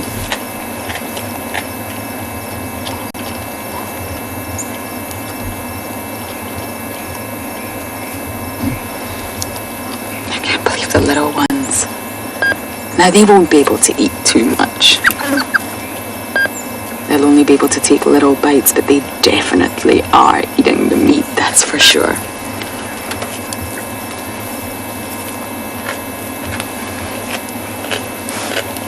Well, I don't know if you can see this, Theo, because of the tree, but we've got Ngwazi playing with Sutu. Oh, lovely. Oh, that's a whole lot of excitement right there.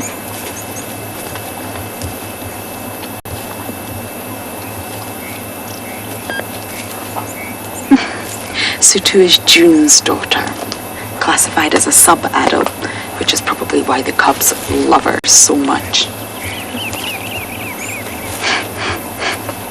This is not dominant behavior or aggressive. It's another hyena incoming. Everybody's here. Wow, the Dane is busy.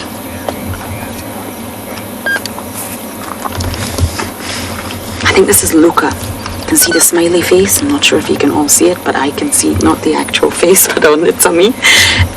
Yeah, there's a smiley face right there. That's how I always identify Luca. Luca's a male. He's been with the clan quite some time. He's not a new immigrant male, but he's still avoiding ribbon.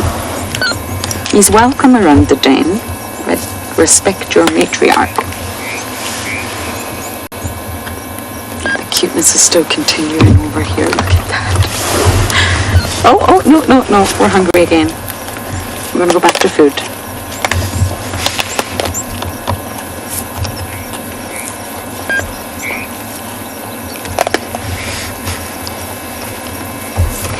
Now, I mention this a lot, but Ribbon's boys will grow big fast. And that's because they will live a much better life. They will get more access to food, and they will sort of get the most nutrition. Butterfly, you're asking exactly how many teeth does a hyena have? They're said to have 34, which is actually more than leopards. 34 teeth.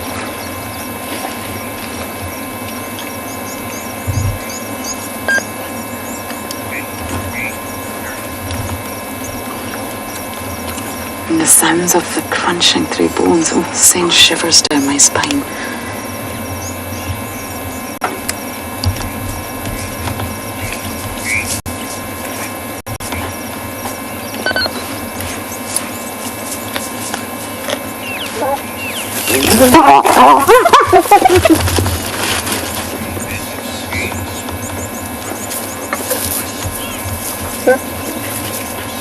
A little bit of dominance there from Ribbon.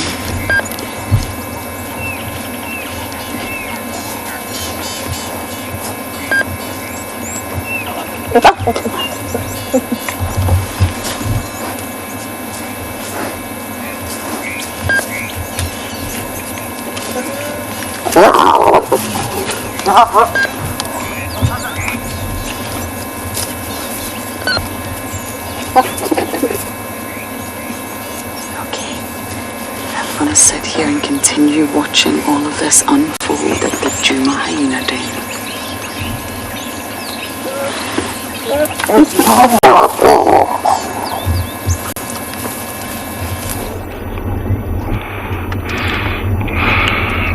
Welcome back to the Masai Mara, everyone. Yes, we're still here with our carcass and our male lion. He's been left on duty, and I don't know if he's gonna decide to leave, but he's very alert. Typical lion pose, very relaxed. Look at that mane, stretches all the way, half his body. That is a truly magnificent, mane, very beautiful, dark color. This mane acts very much when they're fighting for territorial bouts. It cushions the skin, so it reduces,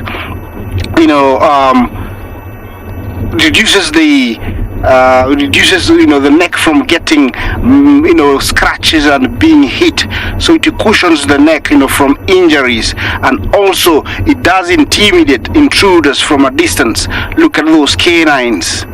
Yeah, you can tell, I don't know if he's going to be able to open a little bit more so we can see the tip, see if they're worn out or not.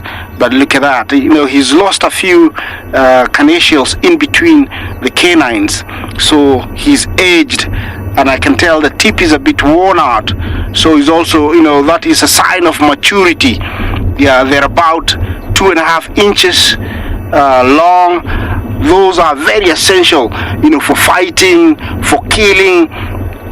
Very, very useful. And once, if he loses one or loses both, then it's like a death sentence, because competition becomes slower, and eventually he does, starve or die if he doesn't have them. He's lost a bit of his whiskers. That's also a sign of aging. Look at those battle scars in his face. He's been through a lot. Look at that, that look. A Mufasa, typical Mufasa look. Yeah.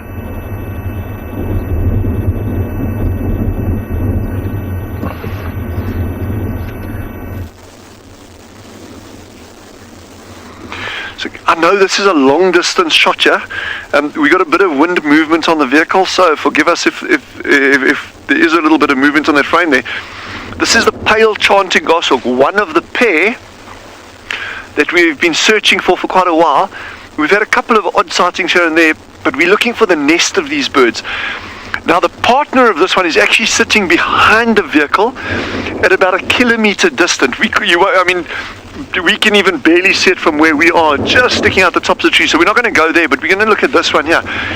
So I'm really, really, really chuffed that we located this pair again, because this nest, I think, is going to be fairly close to where we are here, and we really need to try and get this nest for you. And I'm going to be putting in a lot of effort onto this over the next couple of days, even weeks.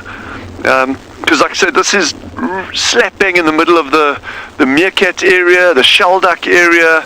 I mean, we like building up a whole picture, and that's what I want to try and do, try achieve, is that we build up all these characters within a relatively small area, because then you can start seeing how they interact.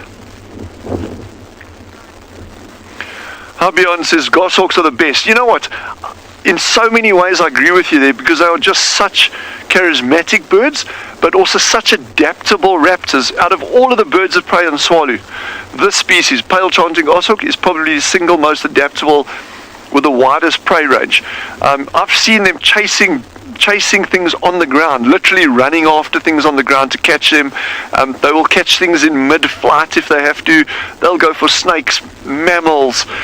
Those shelducks are not exempt from being predated on by these birds. So I mean, they've got a huge prey range that they'll go for, and very, very, very adaptable. And if you look at their distribution across southern Africa, it really is testament to just how adaptable they are. We're getting 2 species where our colleagues are working. The ones that they'll be showing you down there will all be what we call dark chanting goshawks. These ones are, and there he goes, these ones are called pale chanting goshawks.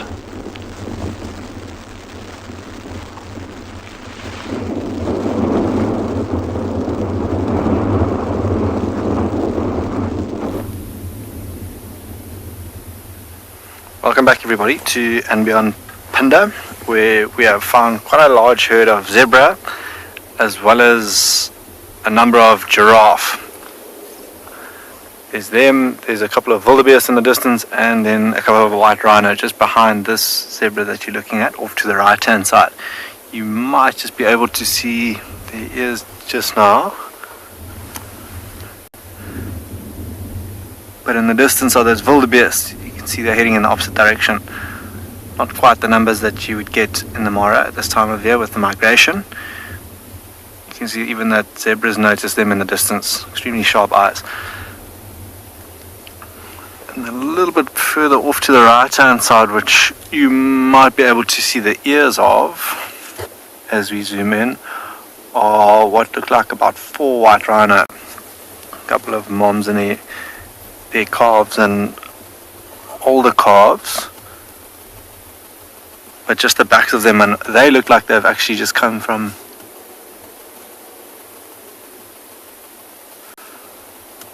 Annette. We're not too far from our rainy season, towards the end of the year.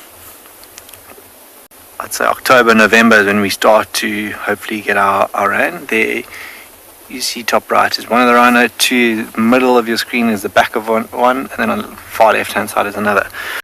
So yeah, we're hoping for our rain towards the end of the year is when, rainy season. But this year we had quite late rains up until, and even now into winter, a couple of odd bouts of a good decent amount of rain, which is why you see some areas are still a little bit greener than others.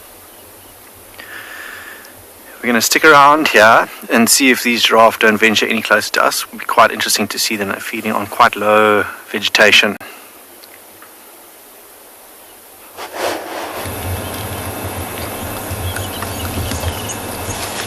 It's still chaos here with everyone wanting to finish the last scrap of impala. Now, going back to that question about how many teeth do they have, we get asked a lot, why don't animals get tooth decay? What do they do that humans can? First of all, dental disease is completely man-made. We weaken our dental structure, we eat a lot of terrible foods filled with not so good carbohydrates and sugars and all sorts of things. And if you think wild animals do not eat anything like that, number one. But even if you think of homeopathy, there's a very famous sort of expression, like cures like. So in order to cure, you use something very similar to what is wrong. And bone is made from a very, very similar material to teeth. So wild animals out here, especially hyenas, crunching through the bones will actually act as a toothbrush. Or maybe not a toothbrush, but a tooth cleaning mechanism. Also is used in chemistry when you're referring to like solvents and all sorts of chemicals, if you can throw your brain back to school. And normally the expression is like dissolves like. So by these animals constantly crunching through bones, they're cleaning their teeth. And that's why tooth decay is actually completely unknown in the predator world, in the wild.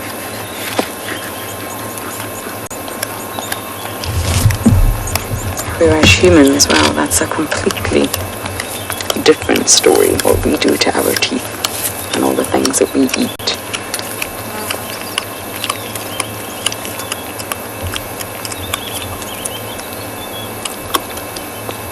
But yes, you're right, the cubs are so spoiled with this impala. They are. They really are.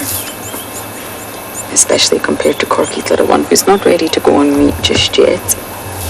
It won't have the same opportunities as these two do. And that's just what is going to be the life of a low ranker, I'm afraid. But it's staying in the den because it's so young, it's too dangerous to be out right now, and mommy's not here.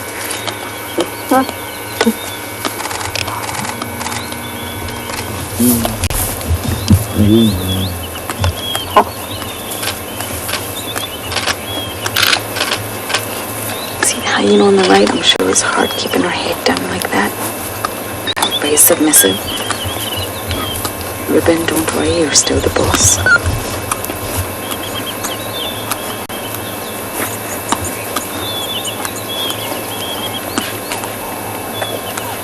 But these boys, these twins are really not that aggressive. I've seen hyena cubs who are high-ranking be so much more aggressive.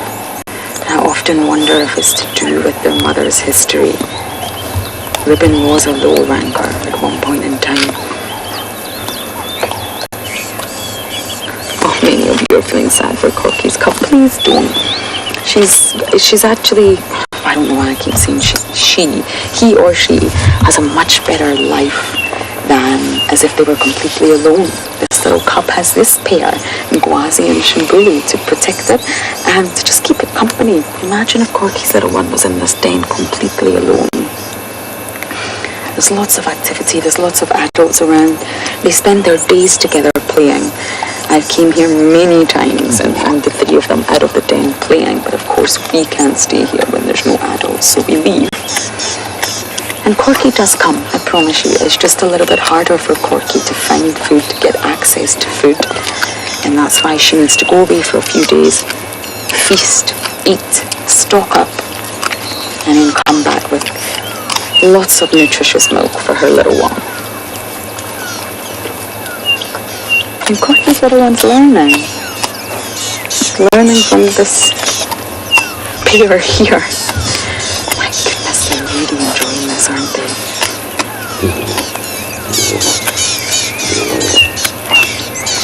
I wonder if it is the same Impala from last night. It actually could be now that I'm a little bit closer and I can see, well, what's left. Okay, I'm going to continue to sit here and hold my nose.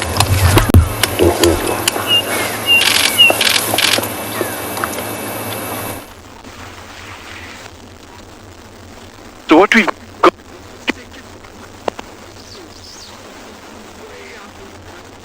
she's just going to have a quick look at some of the trees in the area. We are in the nesting season now.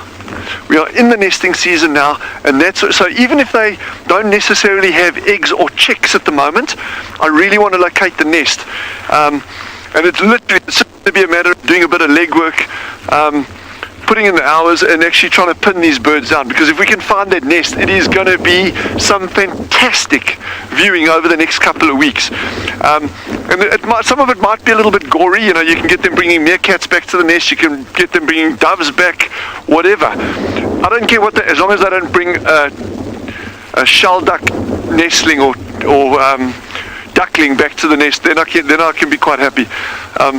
But anyway, it'll be really interesting if I can find where this nest is for you guys, and we can start following these birds over the coming weeks. I'm not saying that they do have eggs, and I'm not saying that they do have chicks at the moment, but if we can just even find the nesting platform, then we're going to be really, really in a good position. So my signal is going to get a little bit dodged, so if you go back to one of the other, but I'm going to start walking and then see if I can get a bit.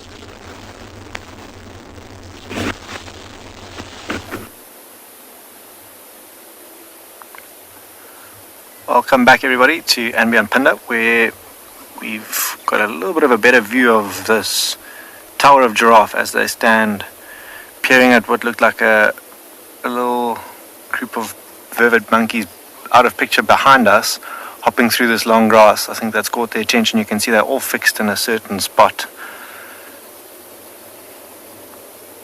but of no threat to them. That's exactly how they would alert us to predators like cheetah, lions, or even something like a leopard, the way they remain fixed like that.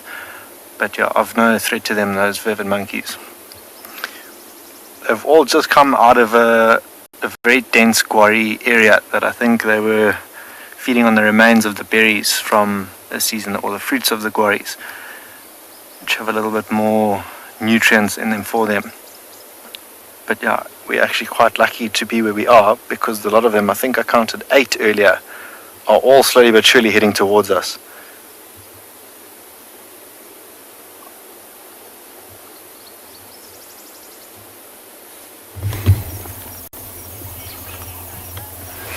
Here we have got a duiker, a little grey duiker.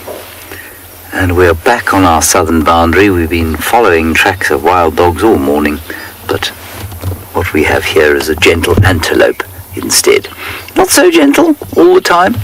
They have been known to eat meat from time to time.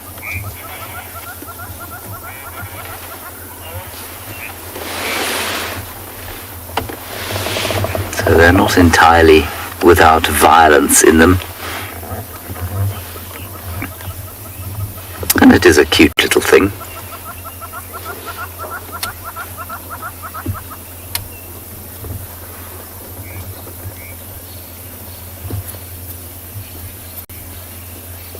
This is actually remarkable, because normally they are terrified, and we don't really have good sightings of them very often at all. This is the second smallest antelope we get here. And in actual fact, they're a very varied group, the duikers. There are lots and lots of different kinds. And most of their diversity occurs in forests rather than these broad-leafed woodlands.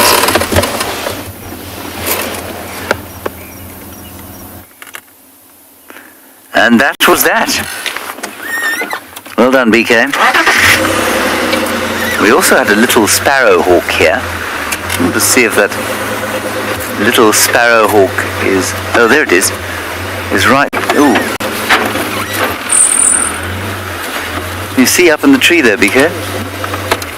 That's really quite special. Oh, that's nice. That's not a bird we see often.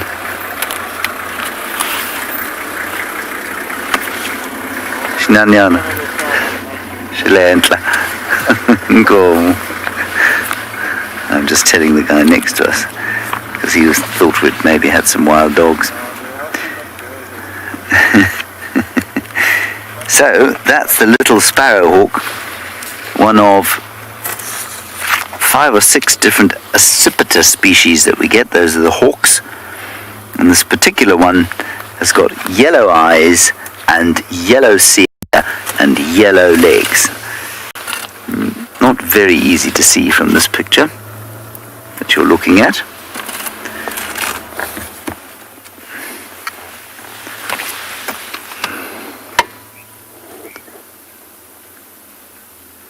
And what he will be looking for is little birds to eat, mainly. So all those sweet little crombecs and aeromomellas and that sort of thing. Ruby, you said there's a new bird for you. Well, I'm very glad to have found this new bird for you. They're not uncommon.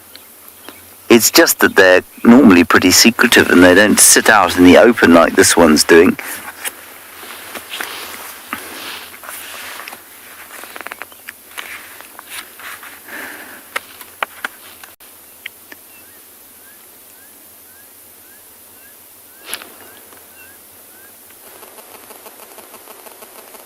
Welcome back everybody to And Beyond Panda, where this tower of giraffe haven't moved a muscle. You can see they're all busy ruminating at the moment, chewing on previously digested food. But now if we pan out a little bit more, we might be able to see all 8 of them in picture. There we go, they're the last 3 joining the 5 on the left hand side. And an amazing shot of the 8 of them silhouetted against the horizon. It's almost as if they're reluctant to make their way to the woodlands behind us, which I can imagine will be a little bit easier for them to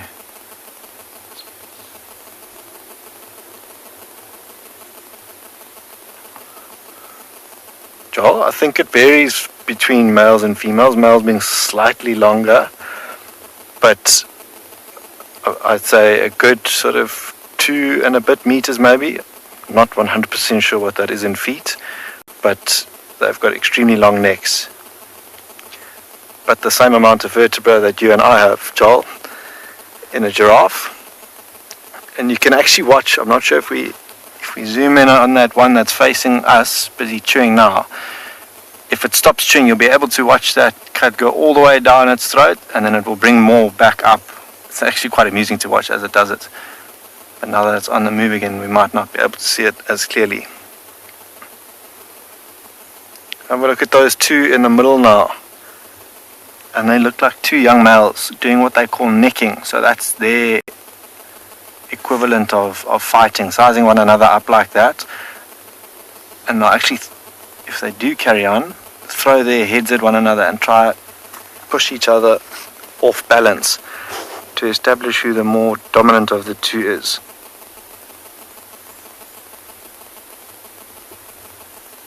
But it looks like quite a lackluster attempt at... Oh. These 2 are still quite young, so I think just sort of testing the ropes between one another as to who the more dominant of the 2 is. There might be quite a big bull in this herd. But yeah, not something that we get to see very often is that necking that those 2 are doing. See how the one's a little bit off balance, the one on the right now.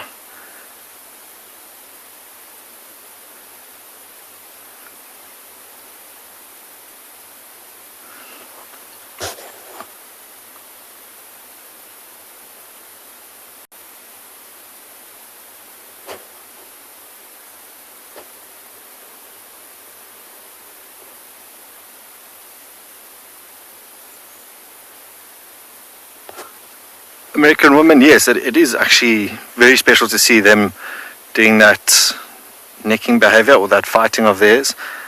Like I said, it's not the most sort of intense necking that can get quite vicious between older bulls, but not something that we see very often at all. They got a little bit of an audience behind them. I'm not sure if you can see those black and white stripes at about their knee height behind them. Not too interested in watching them, but they, I think, are just seeing what it's all about, this necking story, these two young male giraffe.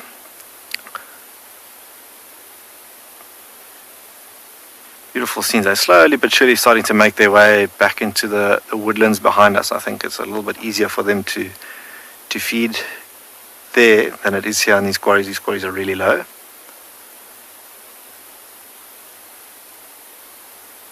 Exactly that, Rosemary.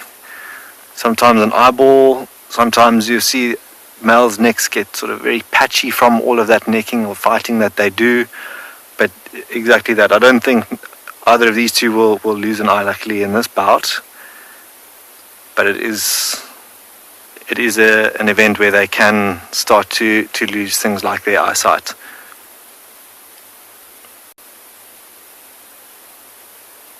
I think you see they've lost interest now. They're more interested in seeing where everyone else is going.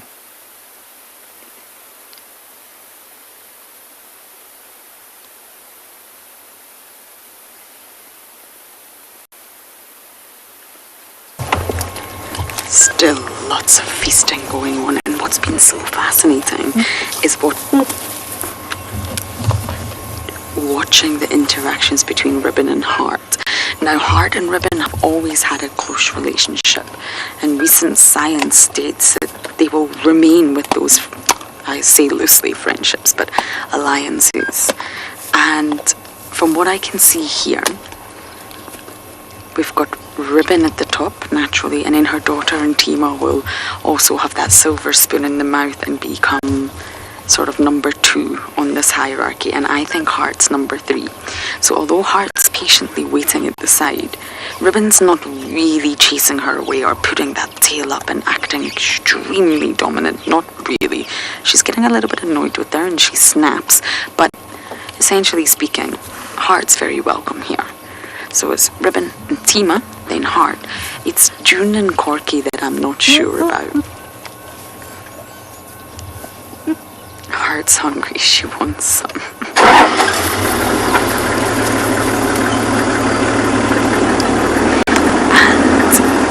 And I think Corky's at the bottom, actually, but it's June I'm really confused about. I personally have not seen June at this den. Doesn't mean she doesn't come. I've seen June a lot recently with Tandy and then the wild dog kill, but I've not seen June at this den. June's daughter, Situ's always here, but not June. That's the puzzling fact. Oh my goodness, where? Oh my goodness. That's pretty much the whole spinal cord and ribs gone into that den. Oh no, it's going to make it very smelly in there.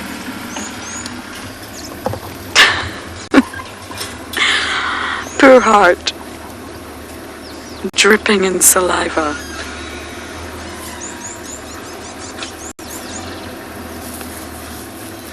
And Ribbon still crunching through the skull.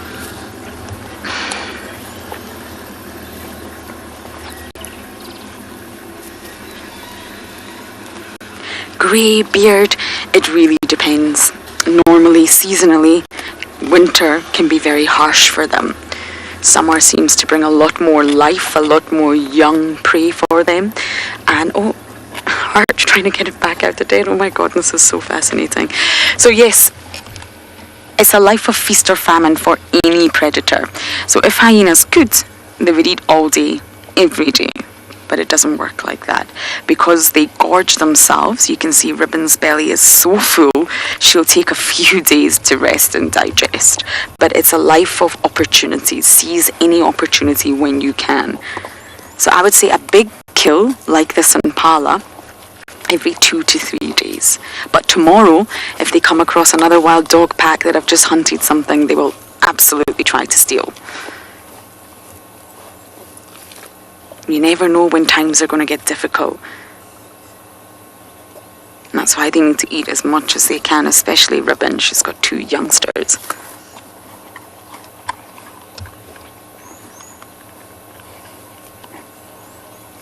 Kay Williamson, to be completely honest with you, I don't think the smell is that bad. What do you think, Theo? Theo's actually got his nose covered with his buff, which suggests to me that he may be suffering more than I am. It's really, really not that bad, but now that half of the impala has gone inside the den and will start to rot, the smell may get worse, Kay. It's really not that bad. I can smell the carcass, but from hyenas, I've definitely smelled worse.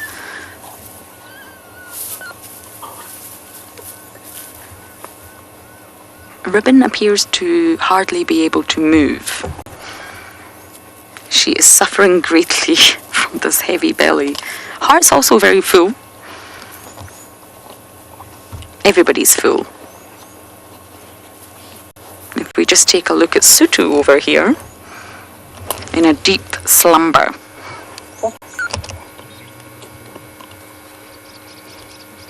Resting and digesting in a food coma, I think they call it. Everybody's had their fair share.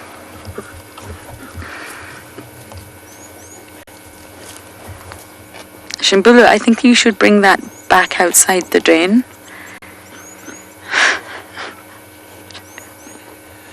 Many of you are laughing at that cub sneaking a snack back. I wonder what Corky's cub will be doing with it inside. It was quite an act of defiance. I'm going to take this into my den and none of you will be able to come. Esranga, you're saying breakfast in bed. That's the one. It's breakfast time after all. You can just sleep and eat and use the carcass as a pillow if you wish. If you're a hyena, anything goes. Oh, Ribbon, I do not know how you are getting anything else inside that tummy of yours.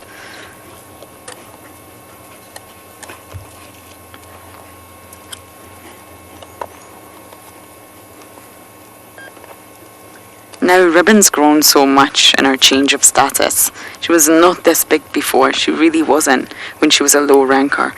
And in my opinion, Corky's lost a lot of body weight, a lot of muscle mass. Corky's shrunk. Ribbon's expanded. Okay, Heart's trying to get that out, look. Heart knows it is inside the den. She also knows she's too large to get inside there. How do we do this, Heart? Oh, we give up. 1 to the cubs, 0 to the adults.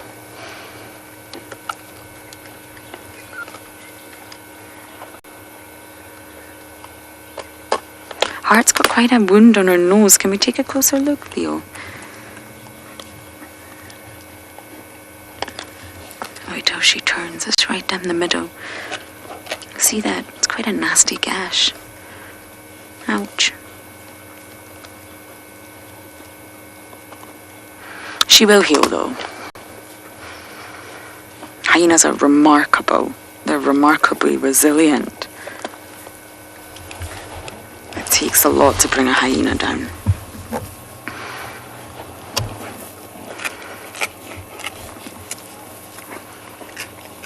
Ribbon's very tolerant of her 2 cubs feeding on the carcass. She's not snapped at them or growled at them. It's Heart she wasn't too happy with.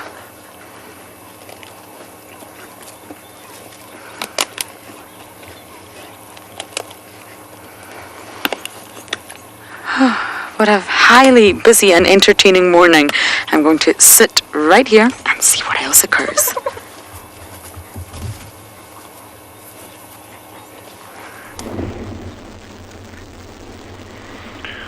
Beautiful visual of some kudu. The bull is the one on the right with the big spiral horns, and then the cows behind it.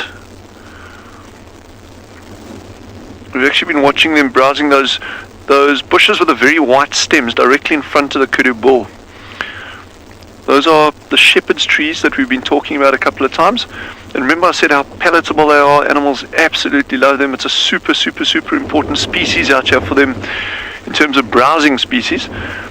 And it's also one of the most remarkable butterfly trees in the area as a larval host plant for a number of different species. So these kudu are actually just feeding on those as well. And that again just highlighted how important they are out here. Well, I mean, one of the key and very obvious features being is that they're just covered in nice fleshy leaves, even at this time of the year.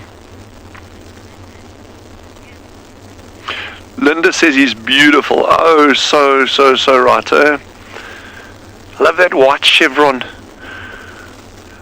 on the eye, between the eyes.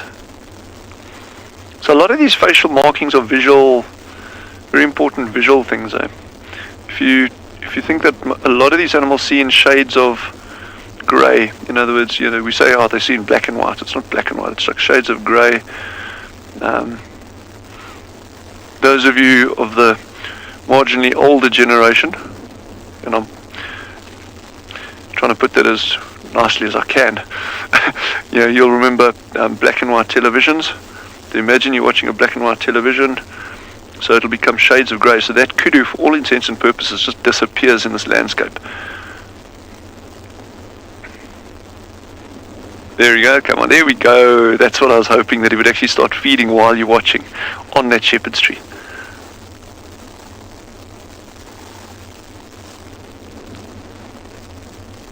Oh, what a beautiful sighting, eh?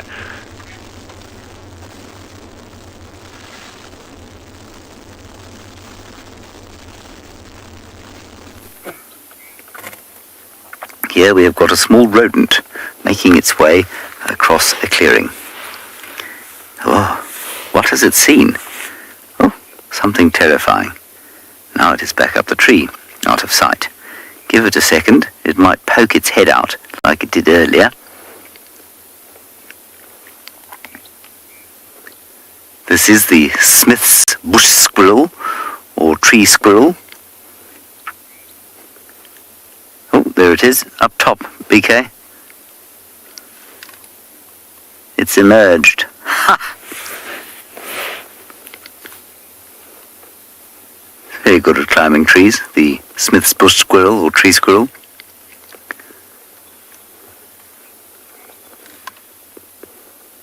Ooh. You got him again? There he is.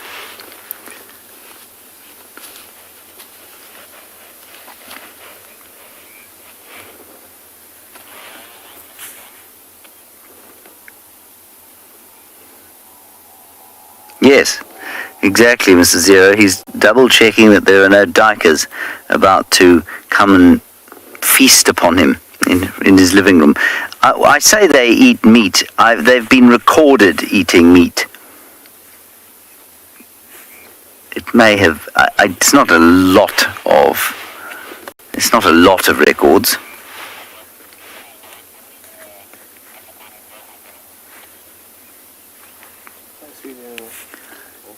But on the left there, we've got a crested barbet. Can you see it on the ground there, BK? To the left, there, just hopping around.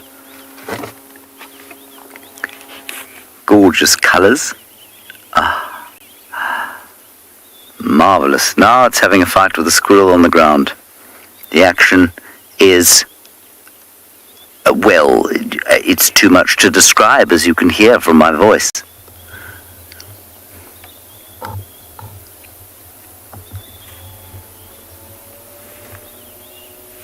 Is this the same squirrel? I think it is.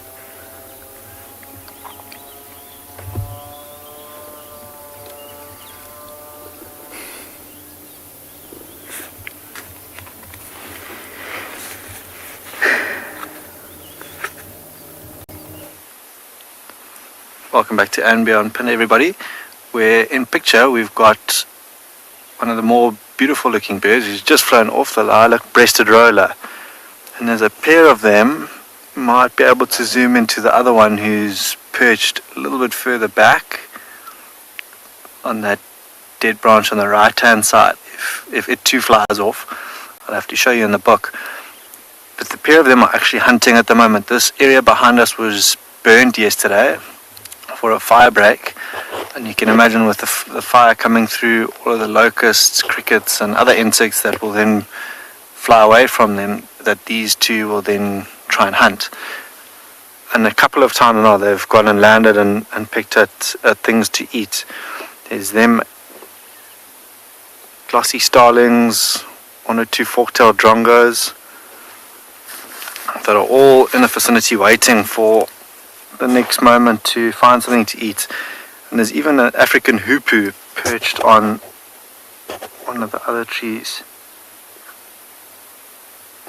Without a doubt, I think it must be one of my favorites too. Just the striking colors that it has in its wings and face.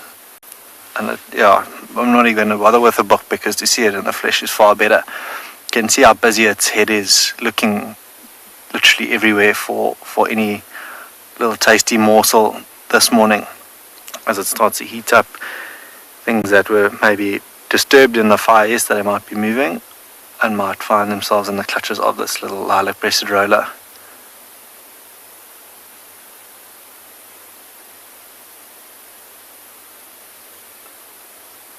Waiting very patiently on that particular tree. There was a glossy starling that flew past, but we'll see now if it does take off. You'll be able to see that very, very turquoisey color in their wings. In fact, I'm hoping now that we have spoken about it, that it does take off for us. Against that black background, they'll show even more so. Can't say I've ever seen an African hoopoe, but we're going to stick with the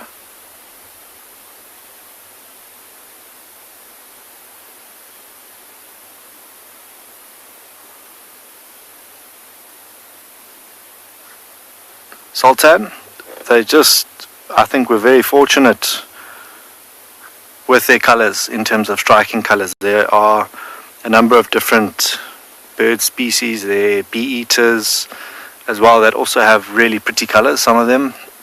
But yeah, I think we're just very fortunate in the creation department to get all of these different colors, the pinks and the blues and the purples. But the entire family of rollers is actually really pretty. The broad-billed roller has that very, very yellow bill and purple chest. Purple rollers, which you might see up with James and a couple of the other guides back in their areas. But these two are that we've got here in picture, and they've been taking off all morning. But now when we sit and want them to take off to show you those colors, it just sits very reluctantly.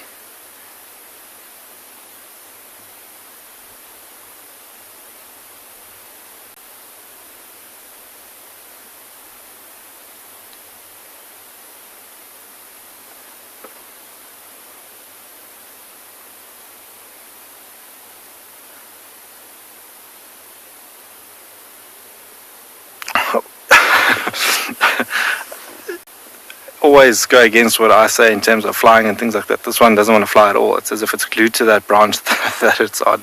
But in the background you might be able to see something flying about. That was that African hoopoe that we spoke about. Not something that I've ever seen following a fire because of the insects that get flushed from it.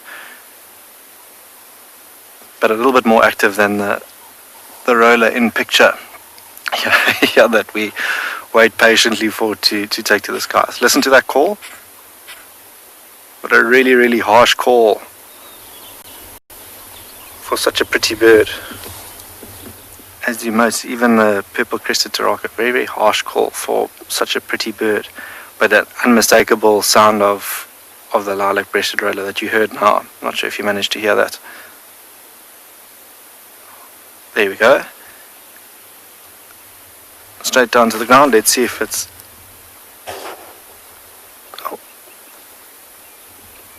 And there it goes. We're going to pop past the watering hole now to see if there's anything about there.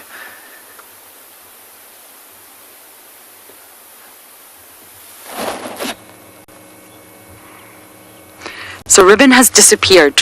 Sorry, she waddled. She struggled, but she made it off somehow.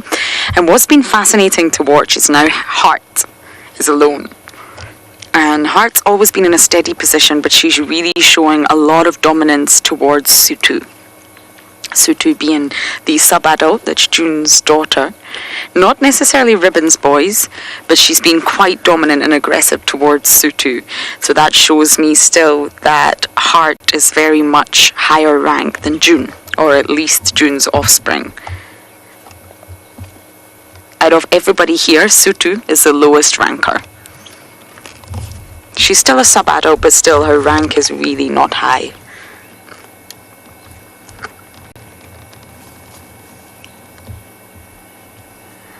She's going for the scraps, anything that's left from that carcass. And I think Ribbon has gone to find shade and sleep all day, while her tummy works hard to digest everything that's inside.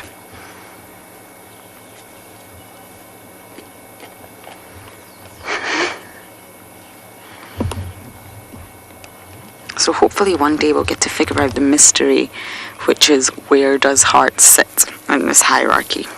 Not Heart, sorry, June. My apologies, June. Still do not know. Has to be a reason June's avoiding this communal den. Clans are social. Even though there's a hierarchy, they're still social. They still spend time in one another's company as long as you act out your rank, either dominant or submissive to certain individuals. So why June is not coming here, I do not know. June got injured in the matriarchal takeover. That was the night of absolute chaos that happened inside our camp, and that's when June's ear got badly damaged, and she now has a floppy ear.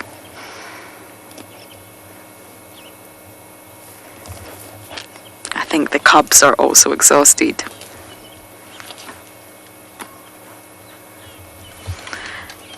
Kirsten will repeat that name one more time, but Tswazi, with the wire around his neck, is wire-free.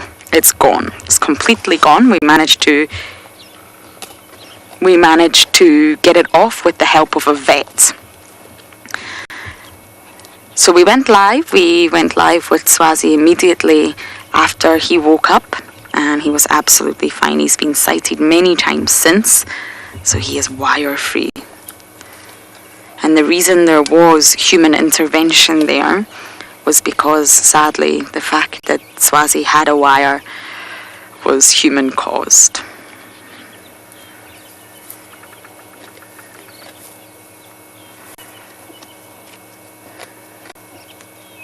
There's really not much left now. The bulk of the bones went inside that den.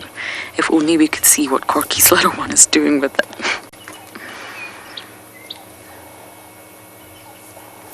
Sutu doesn't want to approach. Do you see that? She's staying back. She's staying on the periphery. So I think soon all the activity is going to go very quiet here as our hyenas start to sleep.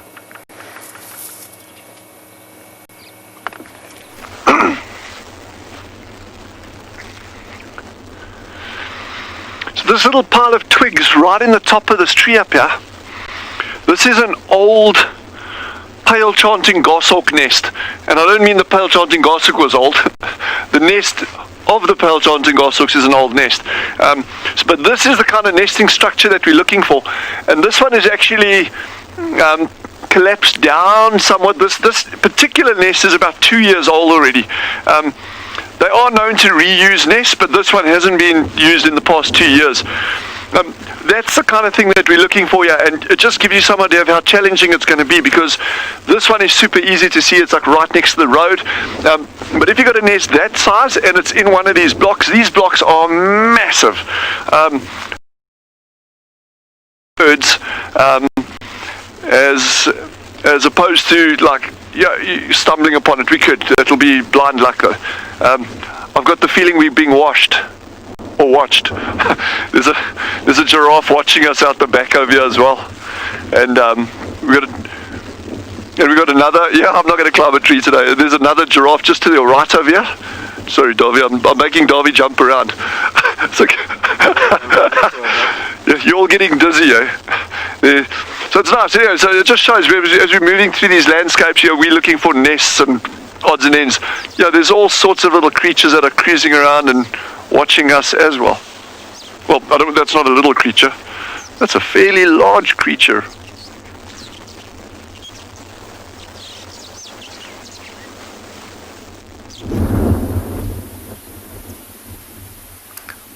Welcome back everybody to And Beyond Phinda, where we've come across this small herd of zebra who I think have just come from a watering hole, but tucked away in the middle of your screen is a really, really small baby zebra. You can see he's still got that very, very fluffy coat and tucked right up against mom, having a look at us, still very curious, probably one of the first couple of interactions that it's had with a film crew watching it. So it keeps peering back, a little bit of grooming, but yeah, it doesn't stray too far from mom at all.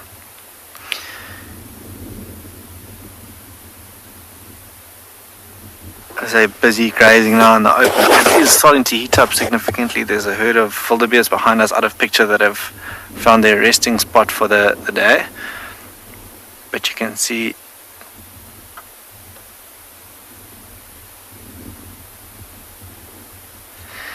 Jackie, very interesting question to try and tell the difference between the two, male and female. I'm not sure we can tell here. Obviously we're lucky with this one and its youngster that's a female, but if we zoom in between their legs and she wags her tail, you'll see she's got a very thick black stripe between her legs. If we find one of the males and he wags his tail, they've got a very thin black stripe between the legs. That's one way of differentiating between the two, if they don't otherwise have a calf like this particular mom in picture. We'll see now. Damon not so long ago spoke about the stallion in the harem. In fact, there's a good example. Just to mom's right hand side is one that's wagging his tail, and that's, you can see he's got that very thin black stripe that we spoke of. That would be a male.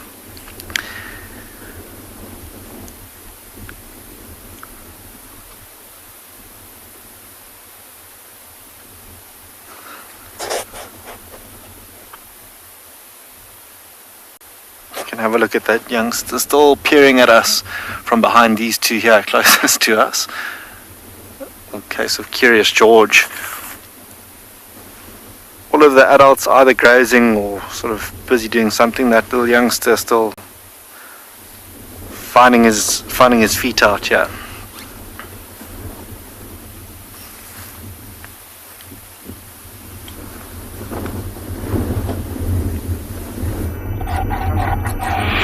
Welcome back to the Masai Mara. That must have been a cute little zebra foal. I can't see it, but I can hear it, what you guys are watching. Remember, talk to us, CGTN, hashtag CGTN, hashtag Wild Earth. This is live and happening right now. This is the beautiful Great Migration. From where I had been talking to you this morning, this is another 2 miles. So I'm not showing you the same wildebeest. These are very different, very scattered. I'm in an area in between what we call the escarpment and the river. There's a swamp called Olpunyata, and this is where I am. And this is another massive herd stretching, long distances away. I'm gonna see if I can get close to this. Yeah.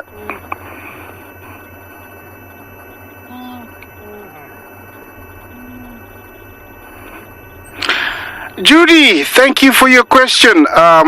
You're asking where I am. Olololo escarpment. I'm gonna ask Big James to show you the Olololo escarpment. It's off to my right. A long ways. I don't know if we'll be able to see it. You see that? That is the Olololo escarpment. It's a bit hazy, but you can see the outline. You see it? That's the Olololo escarpment. So I am facing southwards towards the Serengeti, and east is to my left. So this is where I am. A place called the Mara Triangle. It's on the western side of the greater Masai Mara. It's about 720 square kilometers, quite an expanse. and I'm on the main road that cuts in between. Yeah, you see these guys, they've been hot from this morning and now they've decided to take a little bit of a break.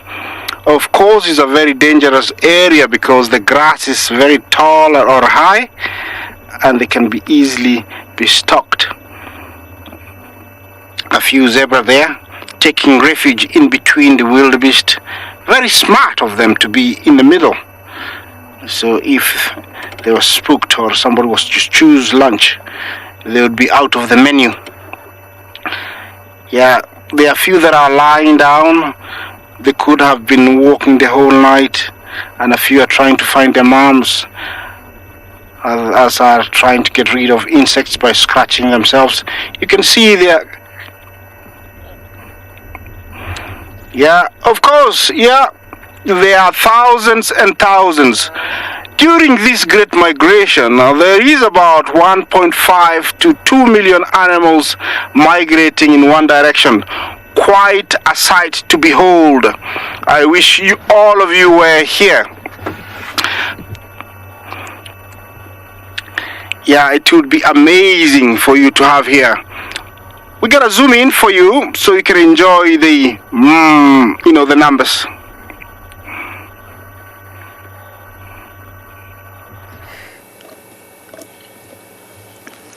I'm sure the North Clan will be over the moon with all the wildebeest up in the Masai Mara.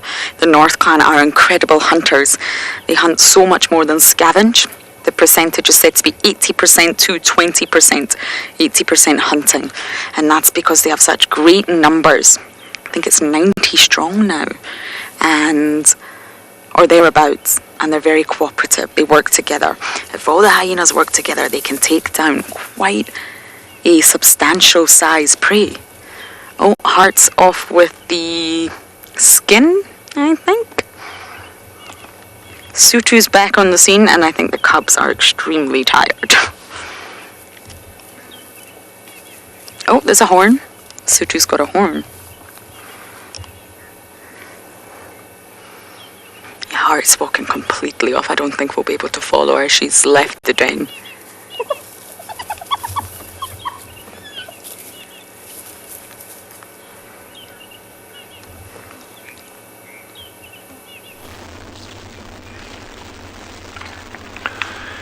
And here we are back at our mystery tree.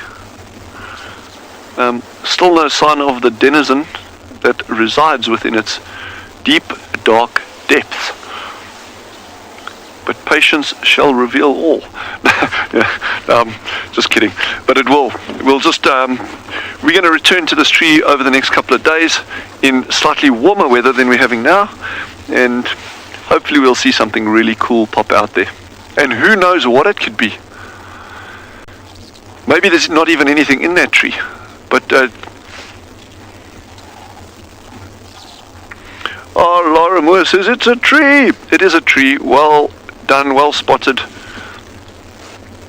Megan says, puff at her. Megan, you are absolutely, finally someone has got it wrong again. It's not a puff at her.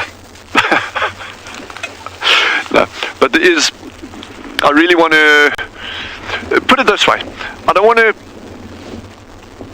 Anna Marie says a woodpecker. Anna Marie has finally also got it wrong. No, it's not a woodpecker.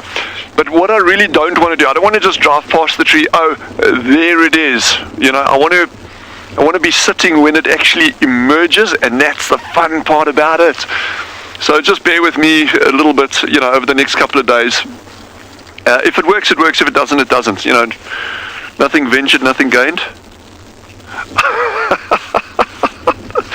Oh, well, as long as you're enjoying it, that makes me really happy. That's all I need. And yeah, it's just a beautiful day out here, and thanks so much for being with us. I mean, it's just, it really, yeah, it does have feathers. I didn't say where it has feathers.